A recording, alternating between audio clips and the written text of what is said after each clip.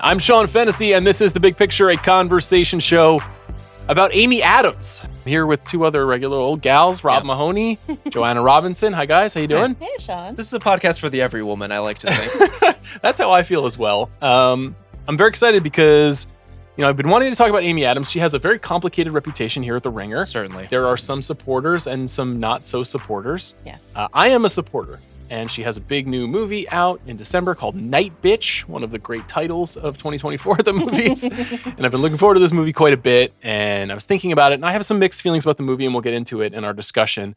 But I think that her performance in this movie is quite good. And it inspired some thoughts about the best performances I've seen at the movies this year. We're recording this a little bit earlier in December, but you guys see a lot of movies, and you have a lot of opinions about movies. Too many, perhaps. Rob, we've been podding up a storm I this know. week. It's just been a week for takes. Honestly, it's been a lot of fun. And so I thought, let's just talk about our favorite performances. And I hit you guys up late last night. You fucking filled in the gaps beautifully. So I'm really excited about this. Any like general thoughts? Good movie performance year? Bad year? Was it hard to come up with your list? I think good performance year, kind of weird movie year. Mm-hmm. Yeah. I found myself liking a lot of things, not loving a lot of things in terms of the overall movies. Like, this isn't going to be a year that goes down in history for me, but it's going to be one with a lot of individual moments and performances that stick with me for a long time.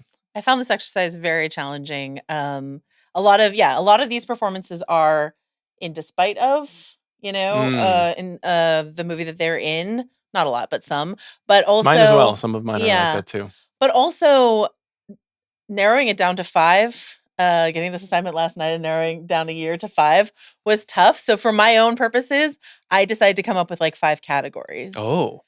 Love what you're doing. So that's how I went. All right, let's just start. Rob, why don't you give us number 5? My number 5, very simple rule. If you lick a knife in a movie, you are on my list. Austin Butler for Dune 2. Honestly, stole the show in a movie that's very hard to steal the show in. So many heavyweight performances. I think there's lots to recommend about Dune 2 overall. I was mesmerized by all of the black and white action overall in the middle of this movie. And in particular, Austin Butler just being an absolute freak. Like, not only let him be a freak in more movies, but he needs to embrace being a freak as often as humanly possible. What'd you think of the voice? I mean, clearly I'm pro. I'm into it. Did you not appreciate his vocal stylings? On the spectrum of Austin Butler fans at The Ringer, I am on the lower side personally, but I did like this better than the Elvis voice. Well, sure. Yeah. What if he did the whole press tour in this voice? I think Stellan Skarsgård would be like, "Excuse me, that's my voice."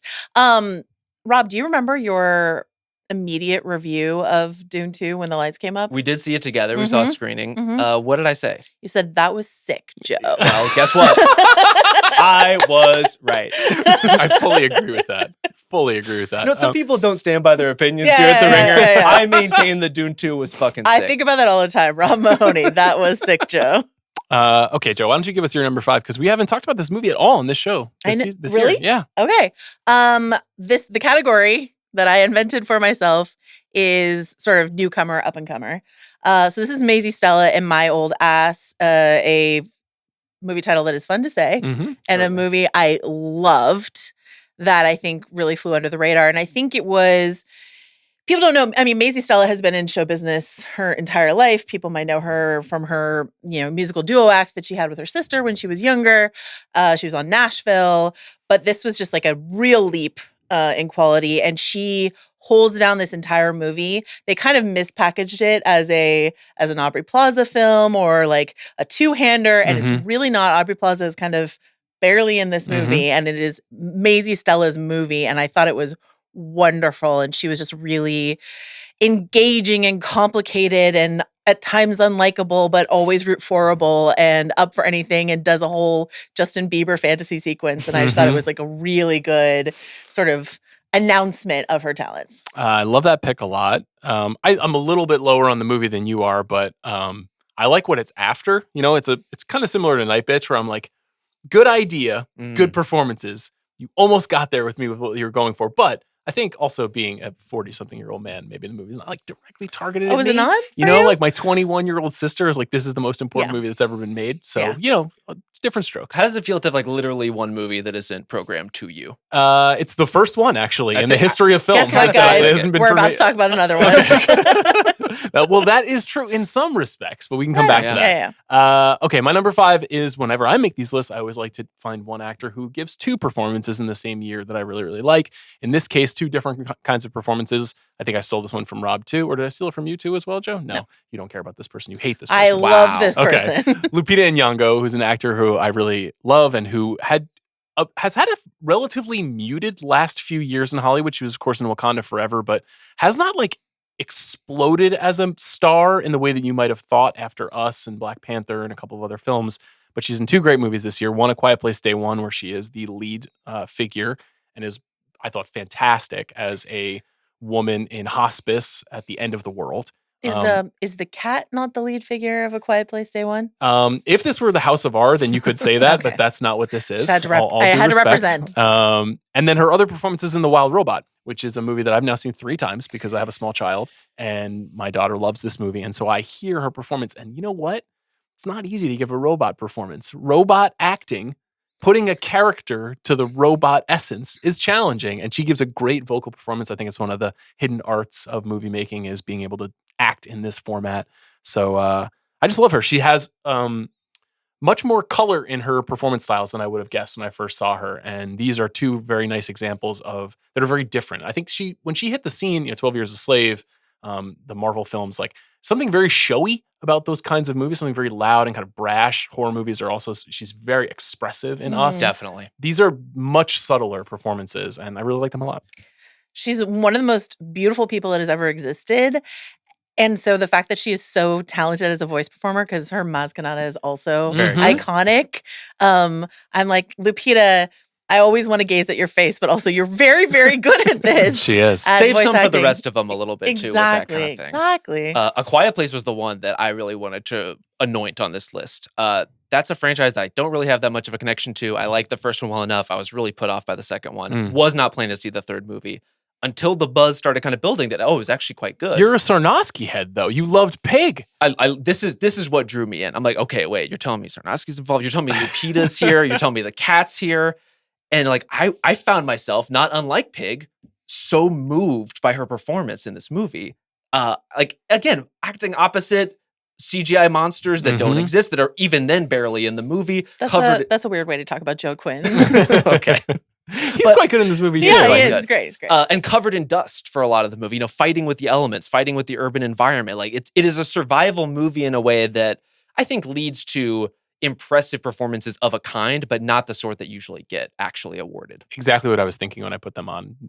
You're not going to see these at the Oscars, so it's fun. Some of these names you'll see that we have here will be at the Oscars, but none of those. Okay, Rob, what about number 4? Number 4 for me, David Johnson from Alien Romulus, a performance everyone I think was raving about the day this movie came out. In particular, another like modulating performance, right? It's not just another person playing a synthetic in an alien movie, which is great. We love those.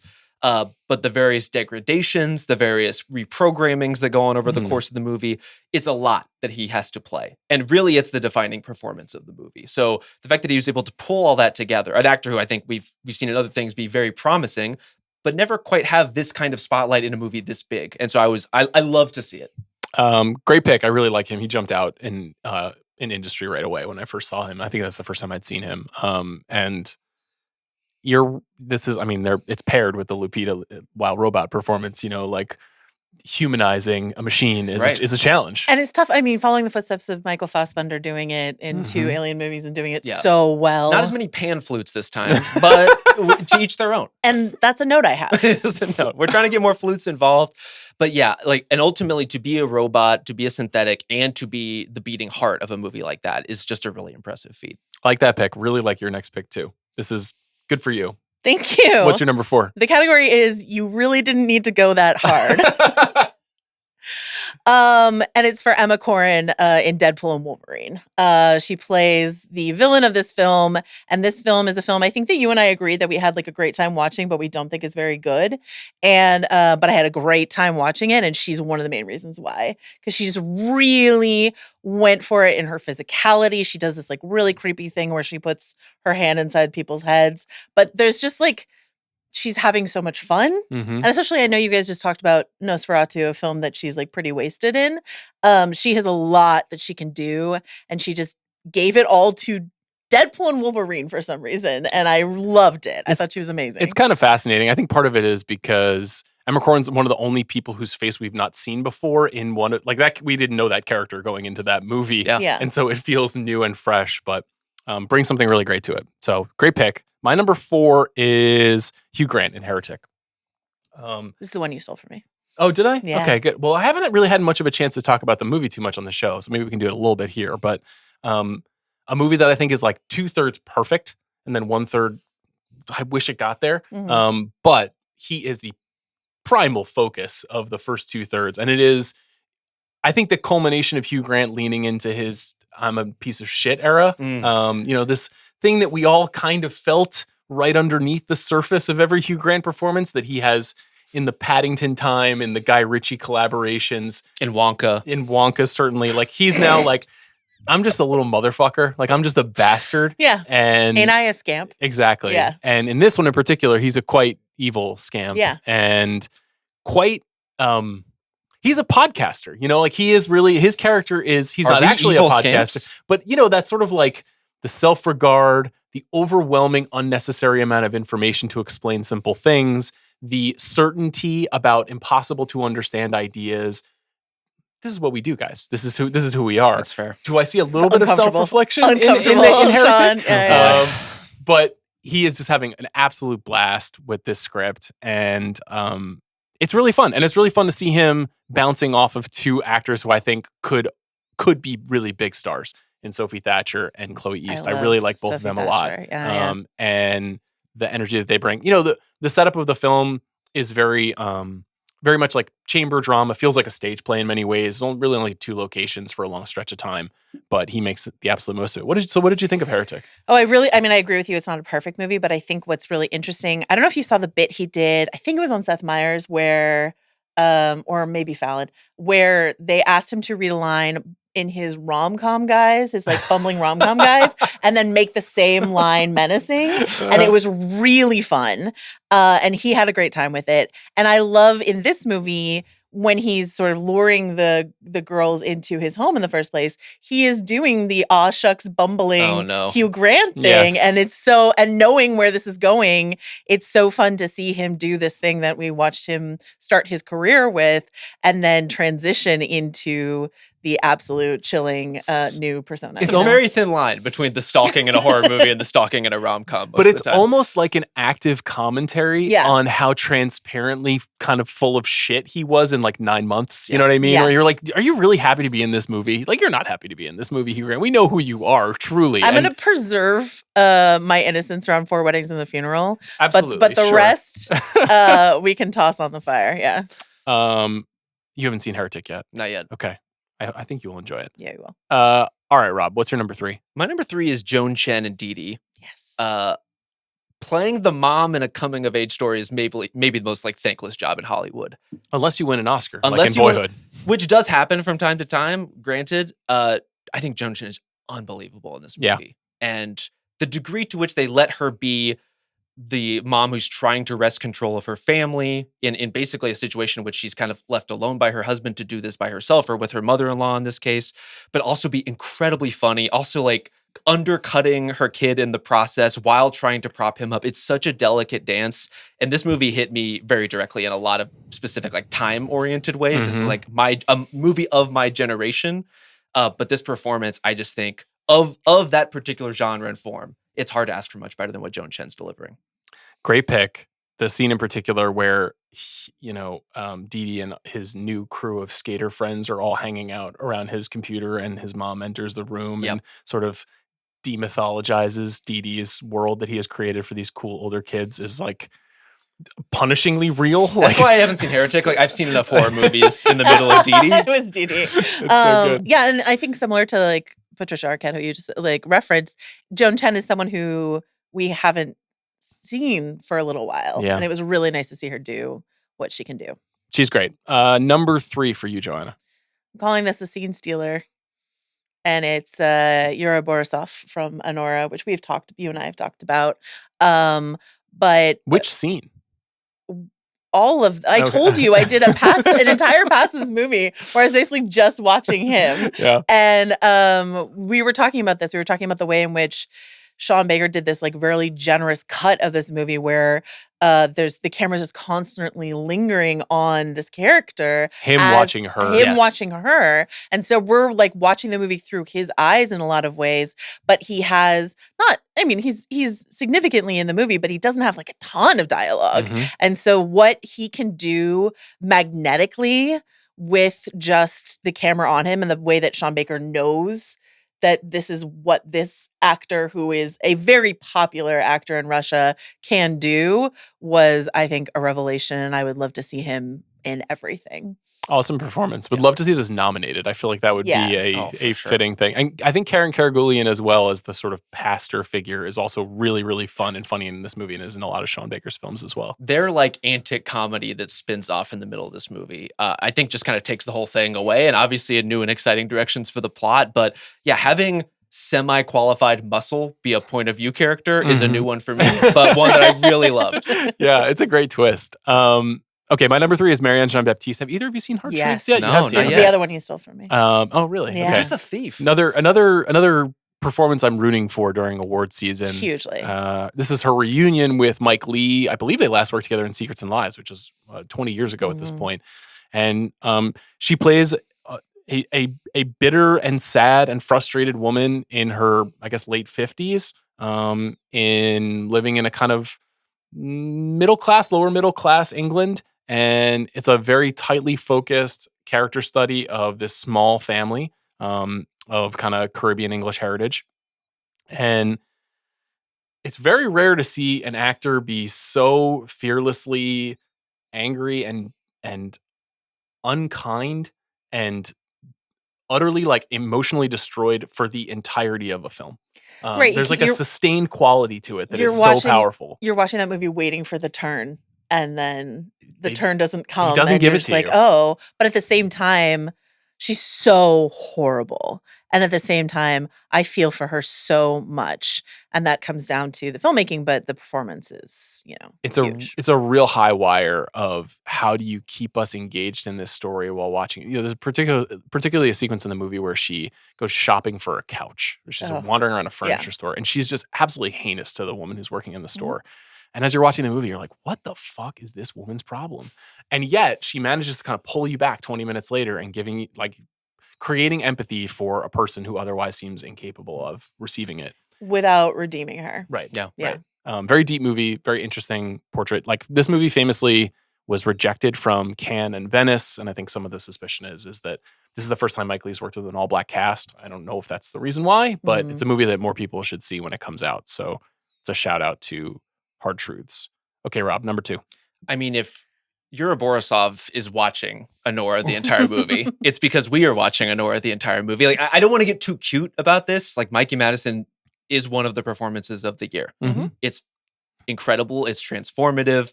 It's the kind of performance that probably in the hands of a lesser actor would get very tiring over the runtime of an entire movie. Like, granted, that character's circumstances are interesting, but it's a character that can be kind of difficult or could be kind of grating if pitched like a slightly different way. Yeah. And I think the combination of how absolutely relentless she is, how defiant she is, like the way she fights back over the course of this movie, and of course the kind of first act swept up, like high arcing feeling of the beginning of this movie, works because she works, and works because you are along for the ride with her and believing in the things that she wants to believe in, or at least has like talked herself into believing in. So I did not have a lot of exposure to Mikey Madison before this movie. I am fully signed You're a up. fan. Like take me along for the ride, whatever she wants to do. Do you watch the Scream movies? I'm not a big Scream guy. Okay. So I've seen most of what she has done in her career. I watched Better Things. Yeah. Yeah. She's I've really seen good in that. the Scream movie. I've seen Once Once Upon Upon a Time in yeah. Hollywood. I probably another movie or two in there that I've seen as well. And it's fair to say that I never would have guessed that she could do this particular kind of a performance, because I think I just wasn't thinking of her as the person who would lead a Sean Baker movie or really any movie. Sure. She seemed like a very amusing and at times electrifying, like supporting figure. So now when I think about this movie, I'm like, what is she going to do next? Like, there's obviously this like Pretty Woman-esque narrativizing. I think there's a very, very good chance that she wins Best Actress this year at the Oscars. So now it's like, is she in rom-coms? Is she in dark or tourist features? Will she ever be given a chance quite like this again? It's an interesting turning point. We've seen this a lot of times where ingenues kind of arrive seemingly out of nowhere. This happened to Jennifer Lawrence. It happened to Brie Larson. And then like what they do next is so picked over, and then they get sort of like, I'm sure I'm guilty of this as well, just like overly criticized for the decisions that they make, or take a paycheck for $10 million to go make a franchise movie. I have heard her in interviews say like, I'm just going to take a minute and figure out what I want to do. And I'm not going to rush to the next thing, which you never hear from people who are in the middle of an awards race. So I'm very, very curious to see what kind of actor she becomes. I think part of the reason that conversation is interesting is because, I mean, she's giving a physical performance as a dancer in this movie. There's clearly like an athleticism there that could probably translate to a lot of different physical roles. She also has the bantery dialogue style where, again, not to prop one ingenue up while tearing down another, but like if you put her in the Sydney Sweeney part in Anyone But You, I would think that's probably a movie that like clicks a little bit better. That like has the pacing that you need because she can deliver like comedy in a different way. Yeah, that's Blasphemy at theringer.com from Rob Mahoney. That's not my favorite Sydney Sweeney movie, for the record. Immaculate? What is your favorite Sydney Sweeney movie? What was Michael Mohan's movie before Immaculate? The erotic thriller? That one worked pretty well. What was that movie called? The Voyeurs? I think that's what it was called. That was pretty good. I'll take your word for it. Okay. There's no reason to. Fire it up on Amazon Prime.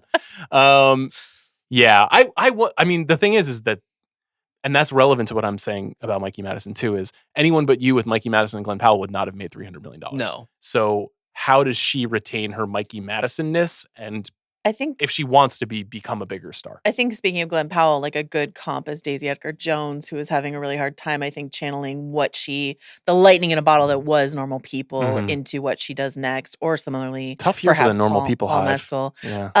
But I think that with Mikey, it's so interesting that she's saying that, because I was just watching an interview with Jenna Ortega where she was talking about like regretting not going to college, but she didn't go to college because she was told like, you're hot right now. You're a teen. Who knows when this is going to go away?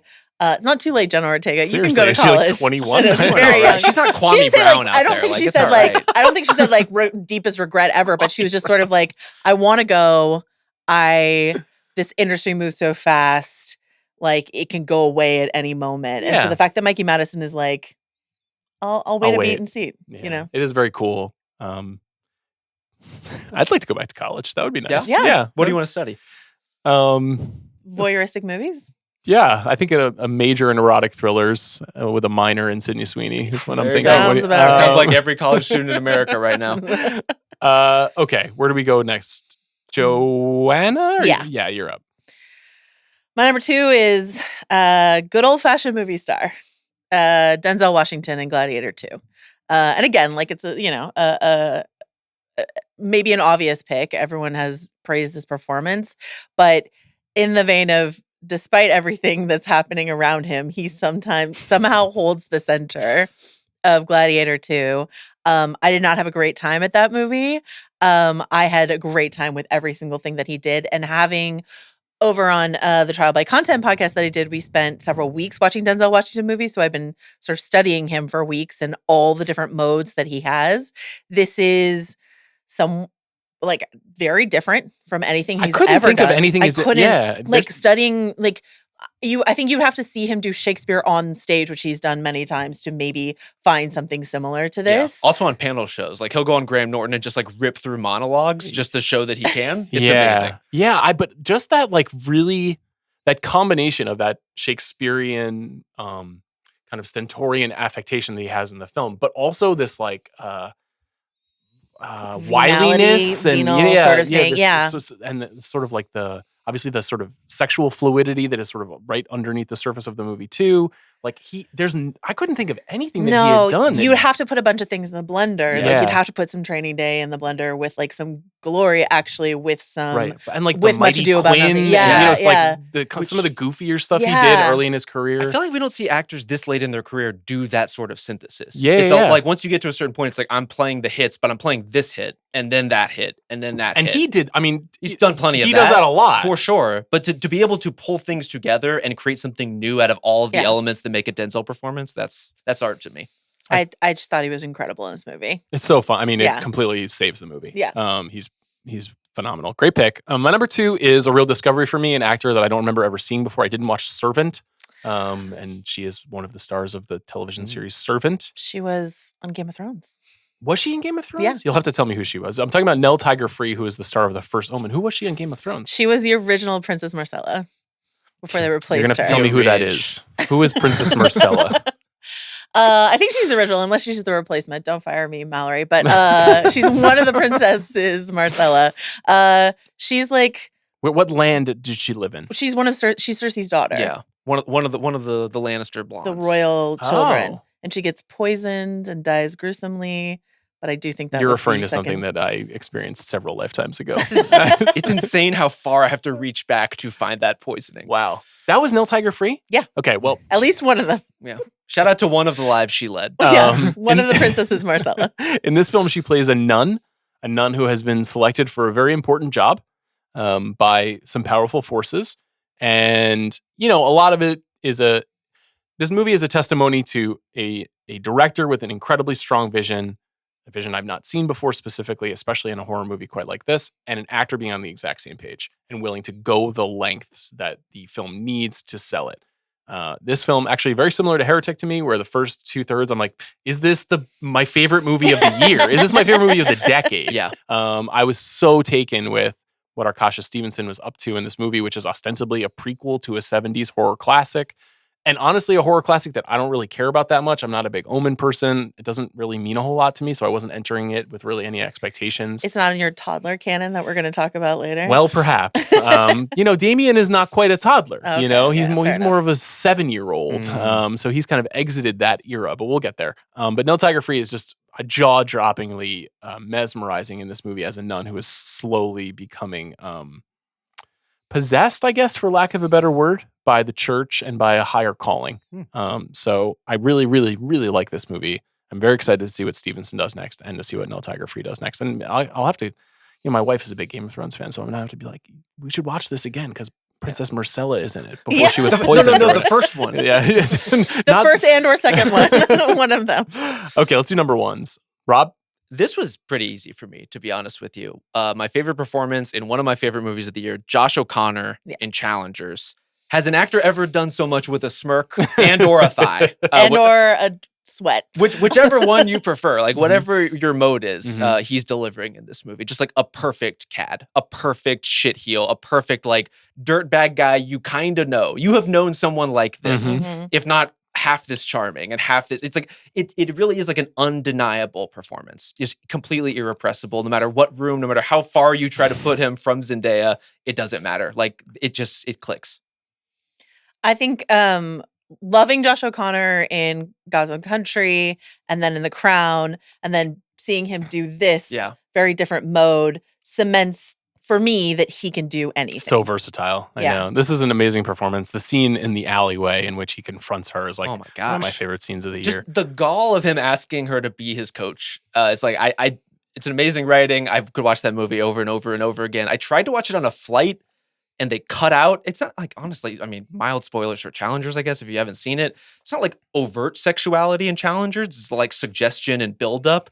On this flight, for example, the famous threesome scene that's in the trailer, Zendaya sits down on the bed and then immediately stands up and leaves.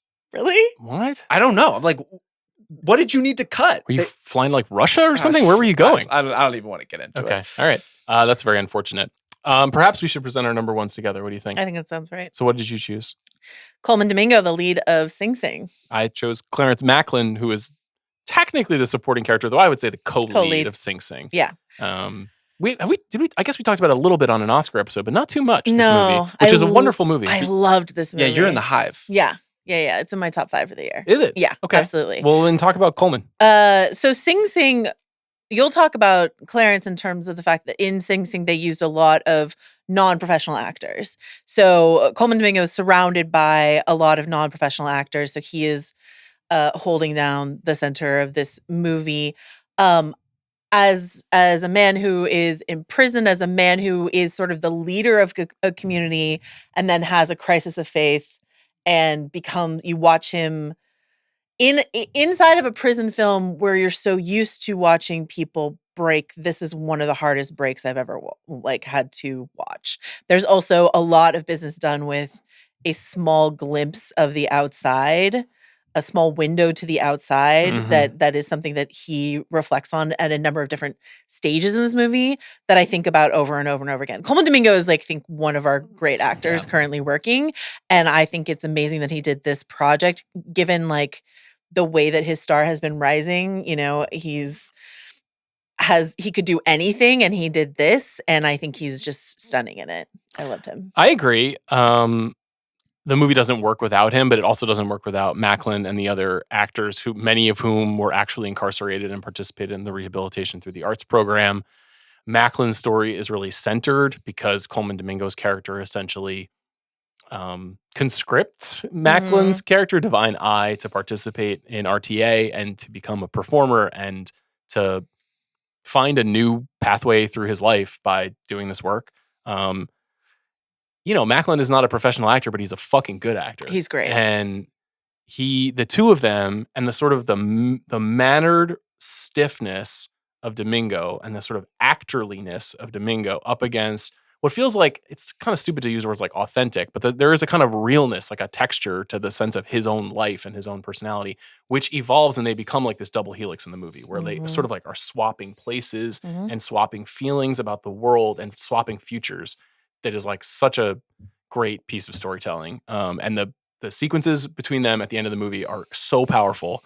It's a very, very, very good movie. It is a Sundance weepy and, inspiring in some ways and a story about the resilience of the human spirit, but in the best way possible. I was ready. I was braced for this to be incredibly saccharine or clapping itself on the back for having made itself or any of that. And I just found it incredibly authentic and genuine, earnest, but not too earnest. Agreed. You want to do some supporting? I loved making my honorable mentions here. Yeah. What do you got? Stanley Tucci in Conclave. Yeah. I loved both of the leads in Hitman, Glenn Powell and Audrey Arjona. Josh Hutcherson in The Beekeeper. Incredible pull. Oh Love my this. God. Really good one. Just the worst possible son you could have. It's literally Hunter Biden and Don Jr. together. Legit. You've brought up The Beekeeper a number of times. Is this a big movie for you this It's year? a fun movie. Amanda Okay. just put it on her best movies of the year list. I love it. Rightly so. Love it. It was very, very fun. Willem Dafoe Nosferatu, who honestly we didn't talk about enough on We the didn't. forthcoming Nosferatu pod. He kind of is just doing Willem Dafoe at this point in these movies where he's like, there is a beast! But that's exactly what- what I it's want Kind of all what he the does in time. Saturday night as well. That's very true. He's kind of the Nosferatu of Saturday night, but yeah. Hunter Schafer and Cuckoo, who I was really impressed by. Mhm. A more restrained kind of scream queeny, anxious performance that I really liked. Dennis Quaid in The Substance, who is eating shrimp like nobody's fucking business. Disgusting. Yeah. Absolutely gross. Good pick. Kirsten Dunst in Civil War and the Megalon in Megalopolis. Tell me it's not important. Tell me it didn't change Did your life. either of you guys like Megalopolis? What is like? What is like? Tell Yeah. me. I had a great time watching it. Did Okay. you? I would recommend that people see it, and I will never be watching it again. Okay, That's okay. how I feel. It was quite the experience. Yeah. I'm glad we saw it. Yeah. Absolutely. Yeah. Got it. What are your also Rans, your honorable mentions? I've got Boyd Holbrook in A Complete Unknown as Oh. Johnny Cash. So technically this movie will not be out yet when this Yeah. episode is coming out, but I texted Chris after I saw the movie. Chris, the largest shareholder Oh. of Boyd Holbrook stock. No, that's No. you? No, Okay. we share. Okay, It's you co- share. It's co-ownership. Oh, okay. And I just said huge winners of A Complete Unknown, Boyd Holbrook, and then I stopped sending That's it? messages. But that's not actually how I feel, but for Okay, his okay. purposes, he was like, I saw this The stock movie. hit. It was me, and then it was Mallory Rubin, and then it was Chris Ryan, and then his lovely wife Phoebe. And every time Boyd Holbrook came on screen, Mallory elbowed both of us with extreme This is your guy. enthusiasm. He's great. And especially like since Joaquin Phoenix so famously played Johnny Cash for James Mangold, it's like a lot to have to live up to. I thought he was wonderful. It's a very different Cash. Yeah. Carol Kane in Between Two Temples, which is getting Oscar buzz now. All of a New York sudden, Film Critics Circle supporting actress winner. It's starting, and I feel like That would be cool. it could go. That would be cool. I love this Yeah. movie. Yeah, I talked to Yeah. the filmmaker and Jason Schwartzman on the pod. Demi Moore in The Substance. Again, sometimes course. you just have to state the obvious. Fred Heckinger in Heckinger, I always mispronounce his name, in both Gladiator 2 and Thelma. Mm-hmm. I love this kid. I love him. He's also a scamp. I watched He him in a is. Q&A after Gladiator 2 it was Connie Nielsen and Paul Mescal being very restrained Yeah. and professional. Denzel Washington trying to say as few words as possible. Right. And Fred Heckinger just being like, this was fucking crazy, dude. I was out there with Ridley Scott and Denzel There was a Washington. We were hanging monkey. out. I got a monkey on my shoulder. Yeah. It was great. But I also I really liked him in Thelma too. Nick Holt in Nosferatu, Hell yeah. despite Sean's feelings about that. What do you mean? I don't know. I like him. He's good. Okay. He's a cuck. He's the He is Earth what cuck. he is. Yeah. That's okay. We all have roles to play in life. We do. Gabriel LaBelle in Saturday Night. Saturday Night, not a film that I loved, but I really loved his performance as Lorne Michaels at the center of it. Ali Carvalho from Mean Girls, famously Moana, but Renee Rapp is really the person who like walked out of Mean Girls with, but Ali was fantastic. She's great. In that film, and her song I thought was like the best part of that Did you film. see Moana 2? I've not seen Moana 2. Did it change your life? I mean, it will. Once it hits Disney Plus, it'll be changing your life. I'm Yeah, sure. it will change the way I spend my time. Yeah, the soundtrack's going super hard in the house. So Okay. Alice was on board. Yeah. So Ali is the star of the Hearing show her in your voice a house. lot, yeah. Got it. Dev Patel, Monkey Man. That's our guy. Dev Patel. I like that he tried. I don't think it's a good movie. Yeah. I think his performance is good in it. He is good. And I like that he nearly broke his whole entire body trying to make that movie. You know what he's giving me is Warren Beatty right now, where he's like, I can do it myself. Yeah. And I'm not sure if that is how it will continue to go, but classically handsome guy, has accomplished a lot at a young age. Is often around good projects, and then at a certain point early in his career is like, let me take control. We'll see how it works out. Monkey Man, Not great. wasn't quite what I wanted it to be. Yeah. A lot of promise, and then it was sort of whelming. And then Aaron Taylor Johnson. I came a hair Oh, from good putting pick. him on In my Fall two. Guy. Oh, I This like was that. such a good part. What's funny is we're going to talk about Amy Adams. I was literally watched Nocturnal Animals this morning. That's a vibe. And it was a bad idea, but in watching it, I was reminded, because he's kind of doing McConaughey in that too. I was reminded much. of how good he is in his McConaughey impression in Fall Guy. He was wonderful in that movie. So We were admiring his arch hamminess Many on the things. Nosferatu conversation Do as you well. feel Hamminess, do you his feel mutton like- chops. Yeah. I mean, the mutton chops are great. Do you Yeah. feel like they used him the way they should have in Nosferatu? I mean, I feel like he's selectively deployed. He's really the ultimate wife guy in that movie. Yeah. I guess I just like Aaron Taylor Johnson can do so much in a way that, again, to repeat with Lupita, someone that handsome should not be able to do. Someone with that many abs should not also have. You know that what was many a big roles he can revelation to play. me about him in Nosferatu is that he's a short guy. Yeah. Well, Nick Holt is also Is he quite tall? extremely tall. Okay, so maybe that's what it was. Maybe But he's it's just both. average height. Yeah, But but Nick Holt is towering Towering. over him, and Yeah. there are a lot of shots of them in the frame where we've got an entire Holt head Yeah. over Aaron Taylor Johnson. Yeah. I like him quite a bit, and like I found Bullet Train almost unwatchable, but I loved him in very it. bad. So good. He's so good in that movie. Yeah. So okay, those are good picks. I'll give you some supporting picks that I enjoyed as well. I think my idea here was only supporting characters, maybe with one exception. Sergio Castellitto in Conclave, who is the Italian cardinal who vapes. He's great. That's my guy. I love that guy. That's when I remake Conclave in 20 years, CR will be playing that Yep. role. Jesse Plemons in Civil War, one of the most electrifying movie scenes of the year. Further confirmation, he can do anything and be quite scary. Landry being scary is just so fascinating that Well, this we is were where we just- are in our culture. we were just Yeah. talking about him on Breaking Bad. Yeah, perfect psycho in that. That's in right. that Of course, show. Todd was terrifying, but in a Perfect different psycho way. in this moment. Yeah. The glasses game isn't as strong. for No, sure. Correct. no. I should have worn those red ones for this conversation. Dan Stevens times 3. Let's fucking go. Dan Stevens, Godzilla, Kong: The New Empire. He's playing, I think, an Australian monster dentist. I believe that's what his role is. You would have to tell me because despite my love for Dan Stevens, I did not see Godzilla. This was a bridge you couldn't follow. No, I couldn't. Ridiculous film. He is introduced in the movie swinging on a giant crane, removing a tooth from King Kong's mouth. Yep. So super cool there. Did you see Godzilla? I did not. I've only seen the original, or I guess the prequel.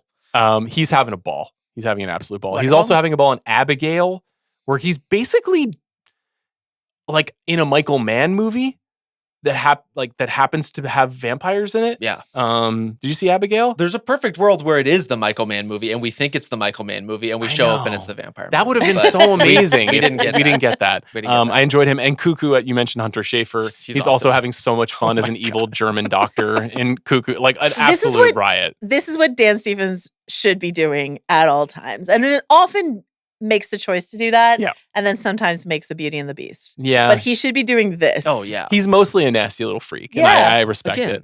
We stan our nasty little Nasty freaks. Little Freaks is correct for Dan Stevens. Cuck is incorrect for Nicholas Holmes. Well, we'll see. The casting directors of America think differently. Speaking of nasty little freaks, I also have Jeremy Strong from The Apprentice, a movie that I'm kind of mixed on, even though the two performances in the middle of it I think are awesome. Jeremy Strong in particular as Roy Cohn, one of the singular freaks of the 20th century. Correct. Vicky Krieps in The Dead Don't Hurt, which is a movie that I like quite a bit. That was a little bit underplayed. She's technically the star, but she doesn't quite get the same billing that her co-star gets. I just wanted to give that movie a shout out. I have another Aubrey Plaza movie that I want to give some love to, Megalopolis, Of course. Wow Platinum. She's amazing. Movie's kind of a car crash, but she's so fun. Yeah. You simply Having have so to much say fun. wow platinum as much as humanly possible. And then my last one is another both physical and vocal performance, though we never see this actor's face. It's Kevin Durand, who's also in Abigail. In Kingdom of the Planet of the Apes, he plays Proximus Caesar, who is the big bad of this movie. Another movie that I was very mixed on. I had high hopes for and didn't love, but I love what he did. And as we know, as Andy Serkis fans, if you can elevate the mocap performance style, it's something to give a shout to. That's a lot of performances. I'm sure we left some stuff out. I don't know. I don't really care at this point. No, I think we got it. I think we did it all. Yeah. I don't think there's anyone yelling at this podcast right now about Not a anything we single- missed. The big picture? No, people would never yell at that. Let's talk about Nightbitch. So this episode's coming out a couple weeks after the movie is released. Yeah. I don't think this movie's going to burn up the box office. Nope. What makes you think that? Well, two reasons. One, it's about a middle-aged woman. Yeah. Two, it's being presented as a kind of genre movie, and it is ultimately not really that. It is a bit of a bait and switch, wrong footing, and I think it has been that for a long period of time. When we first heard about the movie, I hadn't read the Rachel Yoder novel, but I thought it was going to be like a Universal Classics monster movie Like the with a Wolfman. mom. Yeah. And that's not at all what this movie is. It stars Amy Adams and Scoot McNairy, and it's a movie essentially about a woman coping and managing her life in the face of living almost entirely with a 2-year-old. Mhm. And it's complicated because, as I said, I really love Amy Adams.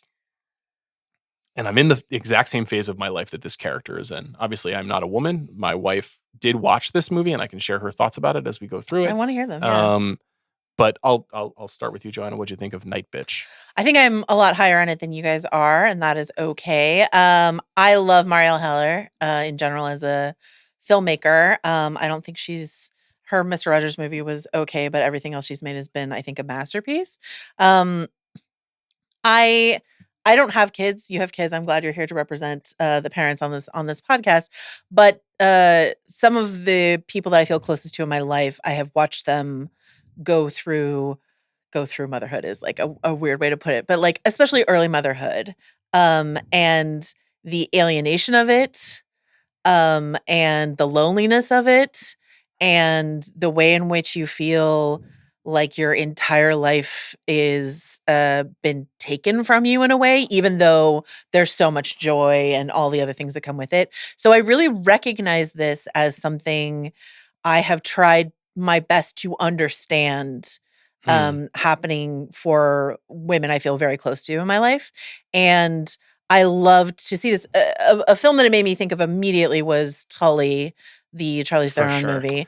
And that's a similar, like both of these movies were really educational for me in terms of like, as much as I can try to understand someone explaining it to me, having the experience of sitting in a dark theater and being put immediately in this POV, that's what film can do. That's what fiction can do. And I love that this film exists. I do agree that like some of the, either marketing or, similar to what you said with My Old Ass, like I don't think you necessarily need some of the genre stuff that's in here to sell the story that you're selling. But I might argue you don't need them at all.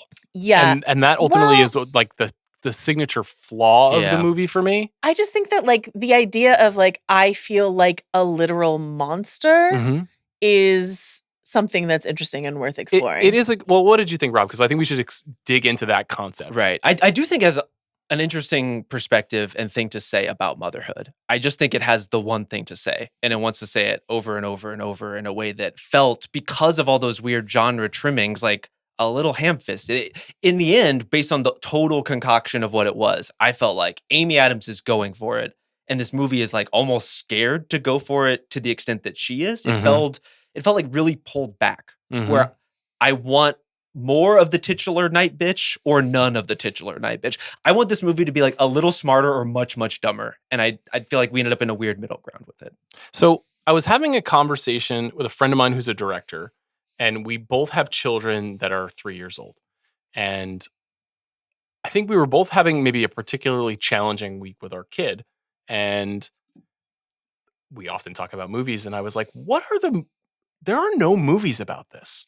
There are no movies about certainly this movie is tightly focused on motherhood, but just the experience of parenting through what is typically a fairly traumatic era of a young person's life, because invariably, especially with kids in certain kind of households, this is an artistic household in this movie, there's an encouragement of like expression and being open with your feelings, and also like a level of intelligence that is bred because of the way that the child is fortunate enough to be raised in, where they can communicate really well and they're sophisticated in some ways, but they have no ability to modulate their feelings. And I think me and my friend were both going through this period where it's like, this is really, really hard.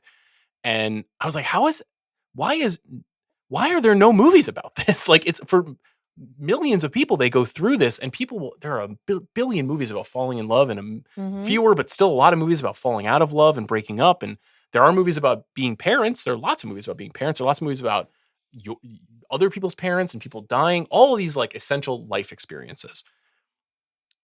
I've not seen a lot of movies about what it's like to have a 2 or 3 year old in your house all day long. And like a week later, I saw Nightbitch, and I was like, this is the movie. This is exact. And so the thing that I've been kind of toggling with through this is with the understanding that like I can't really relate to the motherhood aspect and some of that alienation that you're describing. It gets it so much of this so right.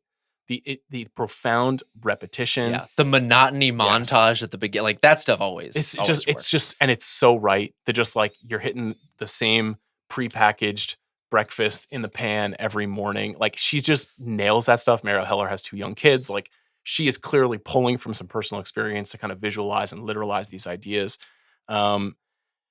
And as I'm watching the movie and I'm kind of toggling as a huge genre fan with like her inability, I think, to really execute on the genre ideas, but the stunning way that she accurately represents some of the things I saw my wife go through, some friends go through over the years, but wondering like whether or not that makes for a good movie.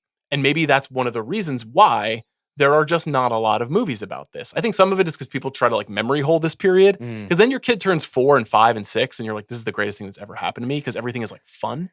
But this tight corridor of 2 to 3.5, where everything is so challenging all the time, I think people are like, get me out of here a little bit. On the one hand, yeah, but on the other hand, I think because for decades this was considered a woman's struggle, that people were uninterested in it. It's a great point. And I think, increasingly, hopefully, parenting feels like a joint group project. And there's, I think this movie, I mean, were you telling me that you thought the characterization of Scoot's character was like cartoonish to you? He's got one thing to do, and it's like talk down to Amy Adams at every single turn of this movie and be passive aggressive until he's finally confronted with it felt like a character that was being preached at the entire movie to me. What's so funny to me, Rob, and is that when I watched this, I was like, I actually think this movie is being very nice to this archetype. Really? I think I have seen in my life way worse versions of this. And so I was Yeah. like, I actually think she's being kind of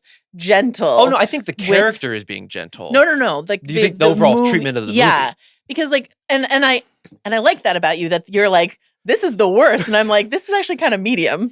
And that's like kind of what's the worst about it, is that he's like, he's not a villain. Mhm. He's just clueless, or can't possibly quite understand, or they've made decisions about who gets to leave the house and make money, and along a gender line that it's usually drawn in our particular culture. And I don't know. I thought that was really interesting. I was like, I feel like Mari Heller was like, let's tone it down a little around Scoot's character. I think that might be because she is a working mother, and so is her partner, Yorma Taccone, who's also in the arts. I think you're both right. I think that there are some aspects of the way that character is characterized, and you can imagine the level of self-identification, guilt, pain, trauma, sadness that I felt watching that character. Some of it I think is a little bit broad. Some of it I think is frankly more generous than like maybe I have even been in my own life. So it was like a challenging movie to talk to my wife about, because what does she think? I am a person that like has the job where I go into work every day and I'm out many nights and I travel for work, and she doesn't do that. She still has her career. She hasn't given up her career the way that the Amy Adams character has. But there's a very vitriolic fight that they have that leads to a real fissure in their relationship kind of in the second half of the movie. We haven't had that fight, but I think it was close enough to fights that we've had where she was just like, this is tough, man. This is tough to be in this experience with these people. And I think the movie lets that intensity off the hook a little bit at the end, and it gives it a little bit of like a rounded edge. The big speech that he delivers at the end of this movie is like cringy. Like I think it's genuinely like undercut so much. Like that big conflict in the kitchen, to me, there's some truth in there, in the gray area, in the like, why didn't you convince me to fight for my own life kind of mess that any family, any couple, any pairing of people can get into. Where we get by the end of it, for not a lot of discernible nudge beyond that point. I get like how spoilery are we being with this discussion, I guess. If you don't want to hear any of the plot details of Nightbitch, which is not the plottiest movie of all time. No. It's mostly a woman and a 2-year-old hanging out for long stretches. But go ahead, fire away. There's this big speech he gives about like, I am in awe of you. That I understand why there are women and mothers in the world who want that character to say that thing in that moment. I get it. But seeing it on screen after this movie, I was just like, why are we doing that? Like, why is that the end point for this? I think it's because and I'm curious what you think, but I think because it's so relentlessly straightforward about the challenges of the experience at certain times when you're raising a kid, that it felt like an odd. It's like she spit the bit at the end of the fight a little bit. I think you guys are saying slightly different things, and I think I more agree with you that Amy Adams' character just selling me right out. I love you, Rob. But like, it's good to disagree about something like this, though. And I also think there's something more complicated going on here than because she's an artist as well, and so I think we watch so many movies about men and their art, and we can talk about should we talk about that? Should we talk about the Brutalists for like 3 hours? Why not? And often in those movies, those artists are praised for being massive geniuses and like. Can I tell you something? Yeah. Rob gave me an amazing idea on the last recording we did, which is that I should make the Brutalist episode of this show the same length as the film. With a blessed 15-minute intermission. Well, perhaps I think it will just be me singing the score in that 15 minutes. Okay. But you're right that we bend over backwards to praise these great men. There are so many stories about men feeling disconnected from their art and reconnecting with their art, and these are like award-winning, the most important movies of the year, blah, blah. And this is about a woman who is a mother and also an artist, and it's about her reconnecting with her art. And I also love the way that her struggle is triangulated via these two groups. She's got the moms at the library who she initially sneers at and then finds common cause with. They are her pack in a sense, and she finds things to connect with them about, whereas before she was like sort of sneeringly their intellectual superior, she believed. And then she's got her friends at what I will call the kale salad dinner scene. And that was hard for me to watch, because as much as I've tried to understand friends who have gone through this, I am sure I have been the shitty person at the kale salad dinner. I doubt you know? And like I doubt you were even close to any of those people in that sequence. But like unintentionally. Yeah. It's so easy to just sort of like not know what you're bumbling into. And so, yes, at the end of this movie where people literally turn into dogs, there is some fantasy elements of I can have it all. I can be an artist. I can be a mom. I can have my husband come and tell me he's in awe of me. I can have my old friends come and see that I'm amazing. Yes. I can have my new mom friends feel seen by my art. There's a lot of like fantasy at the end of this, but like, it tightens the bow quite a bit on top of the present. She grabbed a piece of meat off of another person's table and gnawed it on her way out of the kale salad dinner, or maybe didn't. I don't know. Well, but then all of those people showed up at her art gallery, in which there are a bunch of bones from animals that she, the human woman, may have just murdered. Well, you're getting into the genre aspect of it, which is the stuff that just doesn't work for me. But as a metaphor, it's an amazing device. It's a good metaphor. But in here's the movie, my question about the Brutalist. The Brutalist has a very similar end point, I would say. There is a big metaphorical device in that film as well. And a laurel, giving laurels to the artist in that without as well. question. I'm not saying we could argue which is more clever or more effective. The Brutalist is better at it. I'm not saying this is as elevated as the Brutalist is. I'm not trying to put them on the exact same level, but I think we often dismiss women's versions of stories that we celebrate men's versions of stories. It's fair. I think that ultimate point is 100% right. I just think that there's simultaneously too much and not enough going on in this movie. That there is like a tight psychological focus that is carried by, and I would genuinely say, a brave performance by Amy Adams, who is willing to be, frankly, haggard by the standards of a movie star, and not in the like Nicole Kidman wears a prosthetic nose way. Yeah. Where just like Amy Adams just gained like some weight and wore no makeup and let her hair get a little bit stringy and unbrushed the way that you might be if you are raising a toddler and stuck in the house all day. She hasn't showered. You know, you can tell. Because you literally don't have time for a shower. It's like one of those things where if you don't have kids, you don't realize that you're like, you can't go anywhere. You can't go to the bathroom. Like you just can't go to the bathroom because you can't leave them alone because they're 2 and they could walk into the street. It's a very obvious, simple thing. And every parent is like, that's listening is like, absolutely. And everybody who doesn't have kids is like, I didn't really think that I will never be free for 3 years. But it is true. And so I think that all of that stuff is so genuinely deep and honest. And the other stuff is movie making device work. Like I feel like that scene at the end happens in part because they're like, we got to end this movie. This can't be an ongoing portrait of a woman experiencing this phase of her life. If this were 1986, you might have like a series of films that would be tracking a woman at these stages. You could imagine Chantal Akerman doing a series of films about a woman at various stages of motherhood. Yeah. But this is like a Fox Searchlight movie with a big movie star. And so they're like, how are we going to wrap this thing up? How about an art show? So I don't know. I didn't love that. And I didn't love the animal murdering dog aspect to it. But I don't know.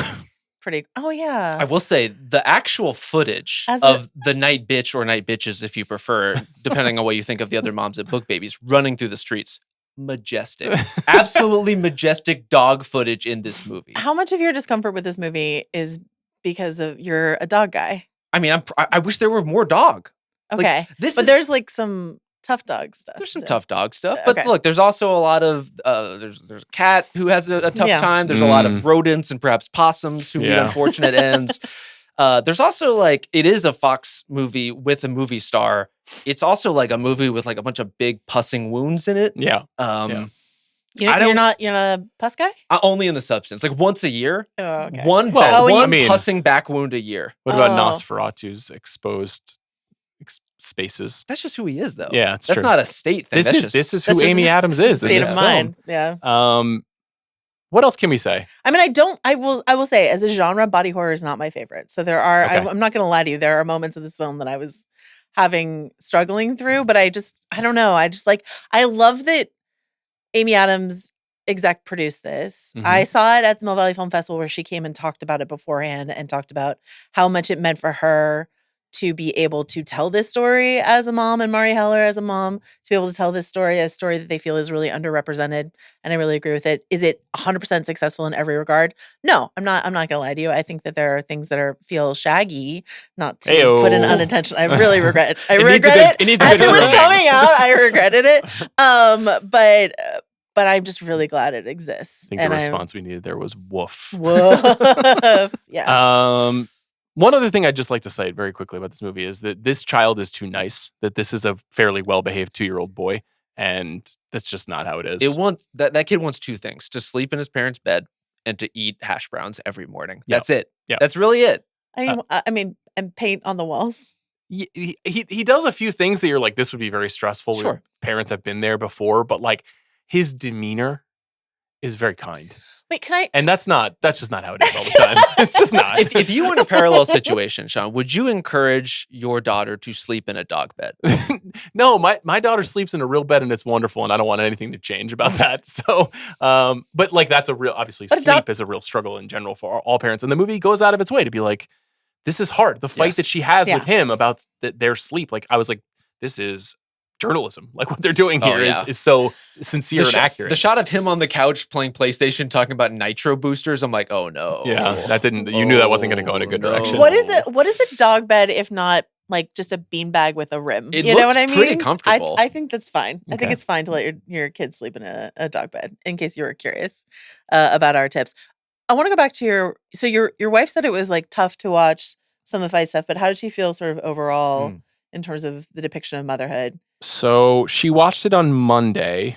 Monday night, what did I go do? I'm sure I was out seeing a film. She has access to the PGA screener portal, so she's been powering through award season as well. So God you were bless trying her. to give her the most authentic experience by being out of the house while she has to watch. You said, this "Don't worry, movie." later in the week I will babysit my own child." What did I do? I mean, I did that plenty over the last few days. I had a dinner. I had a dinner with a friend, actually a rare non-screening night for me. So she fired up. It was her choice. I actually, when I saw the film, I was like, caution. Yeah. This might not be the best experience. Sure. You might not have a lot of fun. Perhaps you should try Sing Sing. She said, we talked about it afterwards, but she texted me when she started watching and she said, I started Nightbitch and I'm depressed about how sweet this kid is. And then she wrote, this movie is so rough, lol, I'm turning it off. She did eventually finish it and I think she found some merit and meaning in the movie. It's hard not to. It's a well-made movie, even if you don't necessarily love where it goes. But I think it's hard. I think for some parents will watch the movie and feel that swell of identification and power.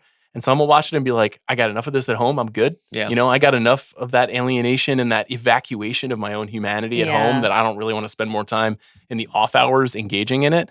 But I bet it's like, if you have a 10-year-old, it's probably a good movie. Because you're like, I remember that, and then we're out of it. But in a distant way. Yeah. Yeah. Let's talk about Amy Adams. So, you know what? We just have not done very many halls of fame for actresses on the show. And so I'm endeavoring to change that as much as possible. And you brought Rob, speaker for the every yes, woman. This is what I'm here for. To tell you about motherhood, Yeah. to speak for the every woman. As I said, what I wanted was a prestige TV kind of semi-reunion on this pod, but we're representing femininity, you know? It's just also Amanda does not like Marielle Heller's movies, so this is probably a relief for her to not have to participate in this. I love to help Amanda out. Amy Adams, is she good? And if so, why? Come on. I'm a big fan. The way she is talked about at theringer.com, Disrespectful. incredibly disrespectful. I agree. I have tried to defend her over the years. I think some of the projects she's been in more recently have not always been as successful. Have not always hit for me. I think Nightbitch among them. But overall, in terms of the body of work, incredible supporting work. I think for me, like one of the defining lead performances of the last 20 or 25 years or so. Like I think she has some real home run stuff.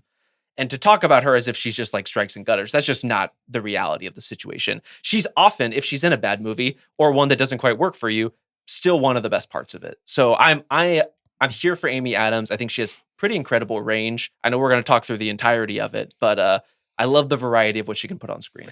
I think it's interesting. So I agree in terms of variety, but I think I was really considering this because I do love Amy Adams. I do not want to knock her in any way. I will say I don't think she can do everything. No. She's not one of those actors who can do everything. But the wide swing between the two things that she does really well is so stark that you can kind of convince yourself she can do anything. So that sort of like wide-eyed, innocent, bubbly thing that she does so well, and she did a lot more early in her career. And then the hardened grief or trauma that she's done in a number of projects. And then somewhere in the middle there is this sort of like sex kitten through the lens of the bubbly innocent thing. And so that's just like, it's really only like 3 notes that I can triangulate on her performances, but they are so, again, so different. And she modulates the timbre of her voice. When she does that, she lowers the register of her voice for certain performances, or pitches it higher for certain performances in a way that is just like, she's not a chameleon at all. She's always Amy Adams. In fact, and this is one of the most, I don't know, it's very interesting to me. She dyed her hair red early in her career. She says it changed her career because it changed the kind of roles that she was being offered. Blonde. She was like a strawberry blonde. Yeah. And so she's famous for being this redhead, and it's just not who she is. It's a performance in and of itself. And I just love that and she's not a celebrity. She's someone that does not like to put her business out there. And so all of her is what we're getting is just this manufactured Amy Adams thing. And I think that's fascinating. It is really interesting. I think one of the reasons why she's come under fire here, so to speak, though not by me, is because she had an incredibly successful 15-year window, in a window when a lot of actresses do, which is roughly 25 to 45. And she was in franchise films. She was in lots and lots of prestige films. She's worked with some of the most celebrated directors of her time. She basically was one of those performers where you were like, she's never bad. You know, she was like John C. Reilly, where you're like, thank God they're there. Yeah. You know, and she 6 Oscar nominations in like a 12-year window. She's just a very reliable performer until she wasn't. And she's in this very intense 5-year rut now, which I think Nightbitch kind of pulls her out of, to be honest, because I think she's very good in this film. And even though I know you like it more, I'm still ultimately pro the movie, but she's made some tough choices, and she got caught up in some really bad franchise stuff on the DC side that like sucked out a couple of years of her career. Yeah. And she's 50 now, which is crazy to think of because she has always seemed, like you say, the girl from Junebug, you know, the upbeat, innocent seeming young woman. And she's not. And she's now entered the phase of a career that Hollywood is often very hard on because they have really nothing for you to do between 50 and 65 until you're grandma. And so it'll be interesting to see how she navigates it because she does have this reputation as like, God, we got to get this person an Oscar. Like we keep like dangling it in front of her face and we're not giving it to her. And so she's taken on parts that it seems like she's going for it for some reason, even though the projects are bad. And then, you know, she's in the J.D. Vance movie, you know, and that's like, for some people, unrecoverable. And it puts a real casts a pallor on this conversation. We can't. We have to throw Glenn Close on the fire if we're going to do that. Are we doing that to Glenn Close? I mean, I've been doing it for years as somebody who's been making jokes about the wife. Yeah, speaking of, and I think Glenn Close is weirdly like an echo of what could happen to Amy Adams. Glenn Close is still a great actress and it occasionally is in movies I like, but not often.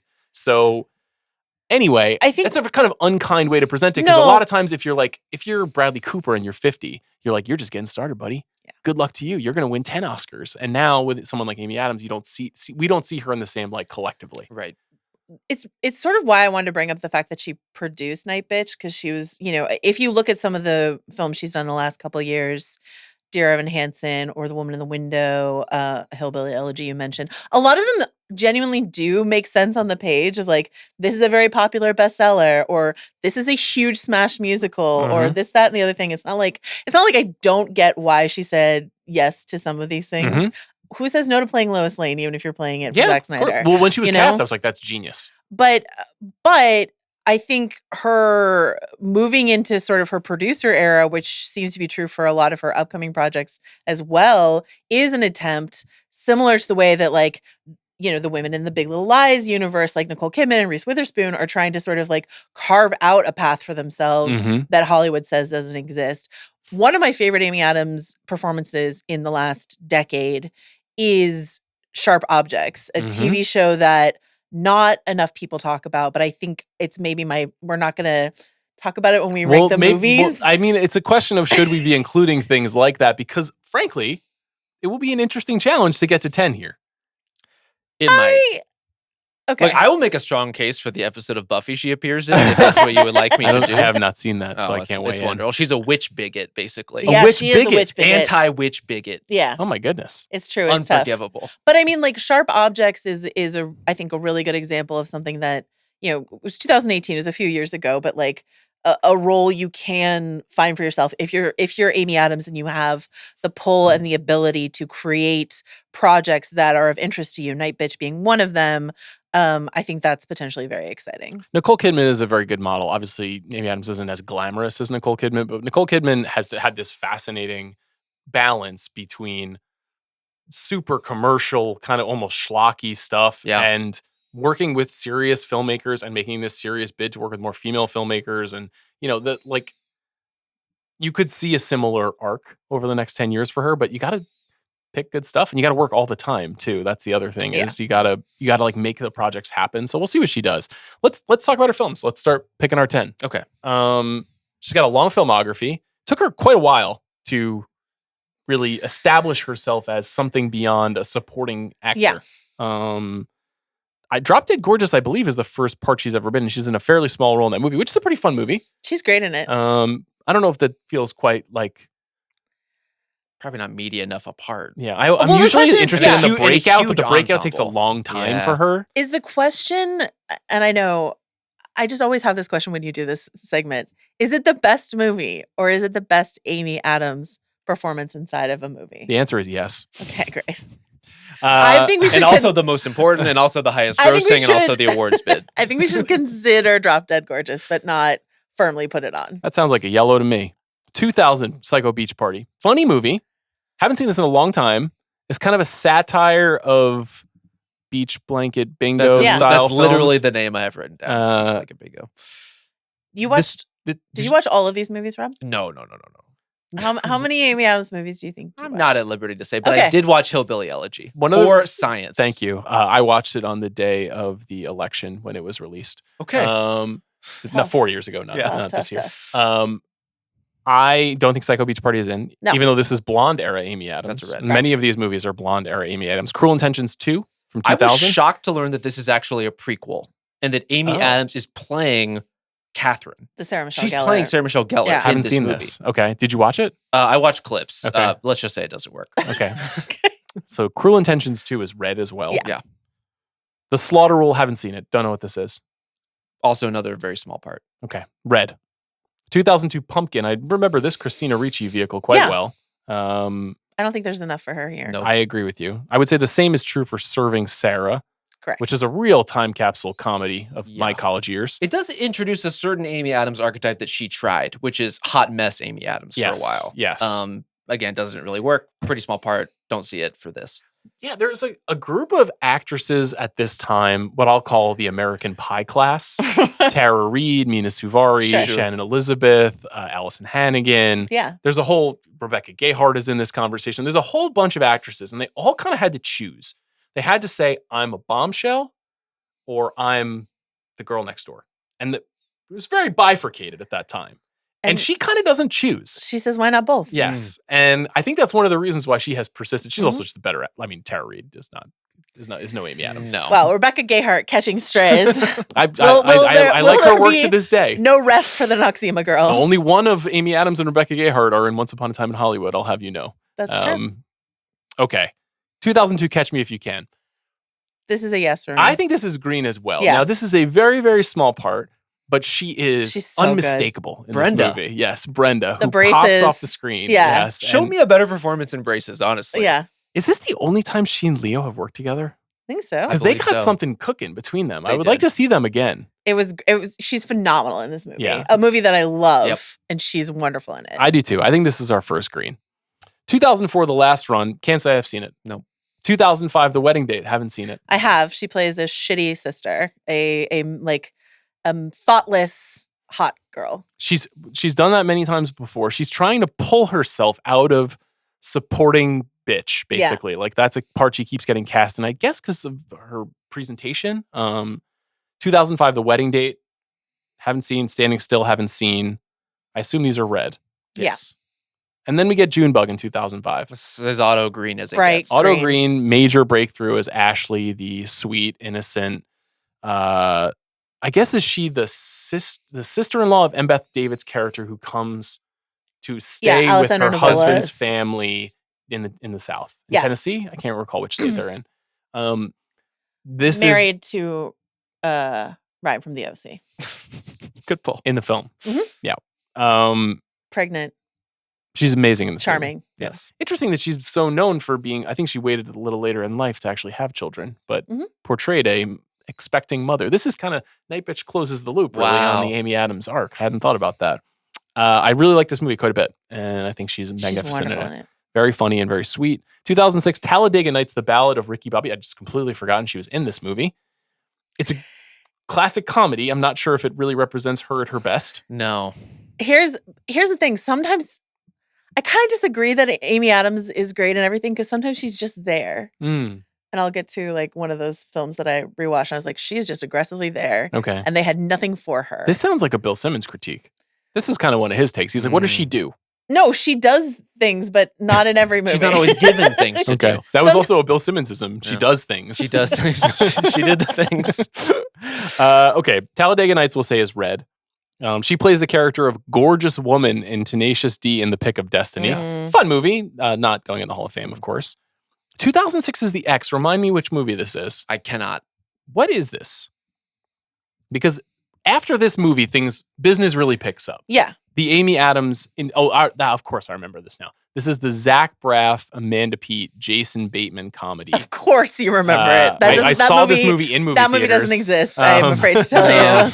When his lawyer wife Sophia becomes pregnant, chronic underachiever Tom must take a job at his father-in-law's advertising firm. Tom has to adjust to the demands of a very high-powered job, and he finds himself in an increasingly hostile office rivalry with Chip, Sophia's paraplegic former lover. Those are words. Okay. The X is not going in. So you say things pop off after this, which is true. It's because she gets nominated for June, but like that, this is all within the same year. Talladega Nights, Tenacious D, The X is all, and she's nominated for Junebug. For the 2006 Oscars.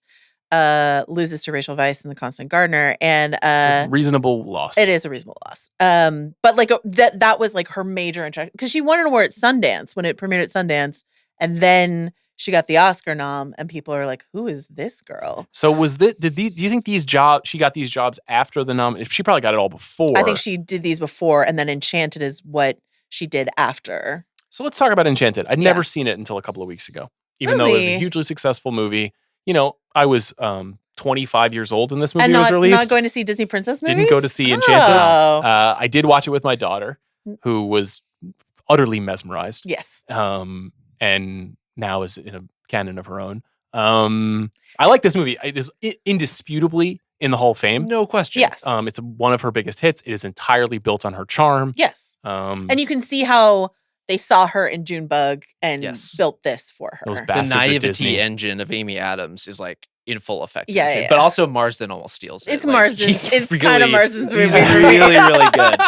Marsden's so good in this movie. The question is, as we're zooming out on like the ripple effects of these things, Mhm. if we look at the state of live action Disney movies, and I'm like kind of bummed that this is the way it went. Like she's the first live action Disney princess in a lot of ways, Mhm. not from harnessed IP, but like if you look at the reason a live action Beauty and the Beast movie exists, you could probably trace it back. It's an here. interesting point. I think that obviously it's quite depressing that this was an original movie that is almost like an active satire of all of the Disney movies that Mhm. came before it. And, the sort of like, what if a Disney princess was made manifest in our world is the whole concept of the movie.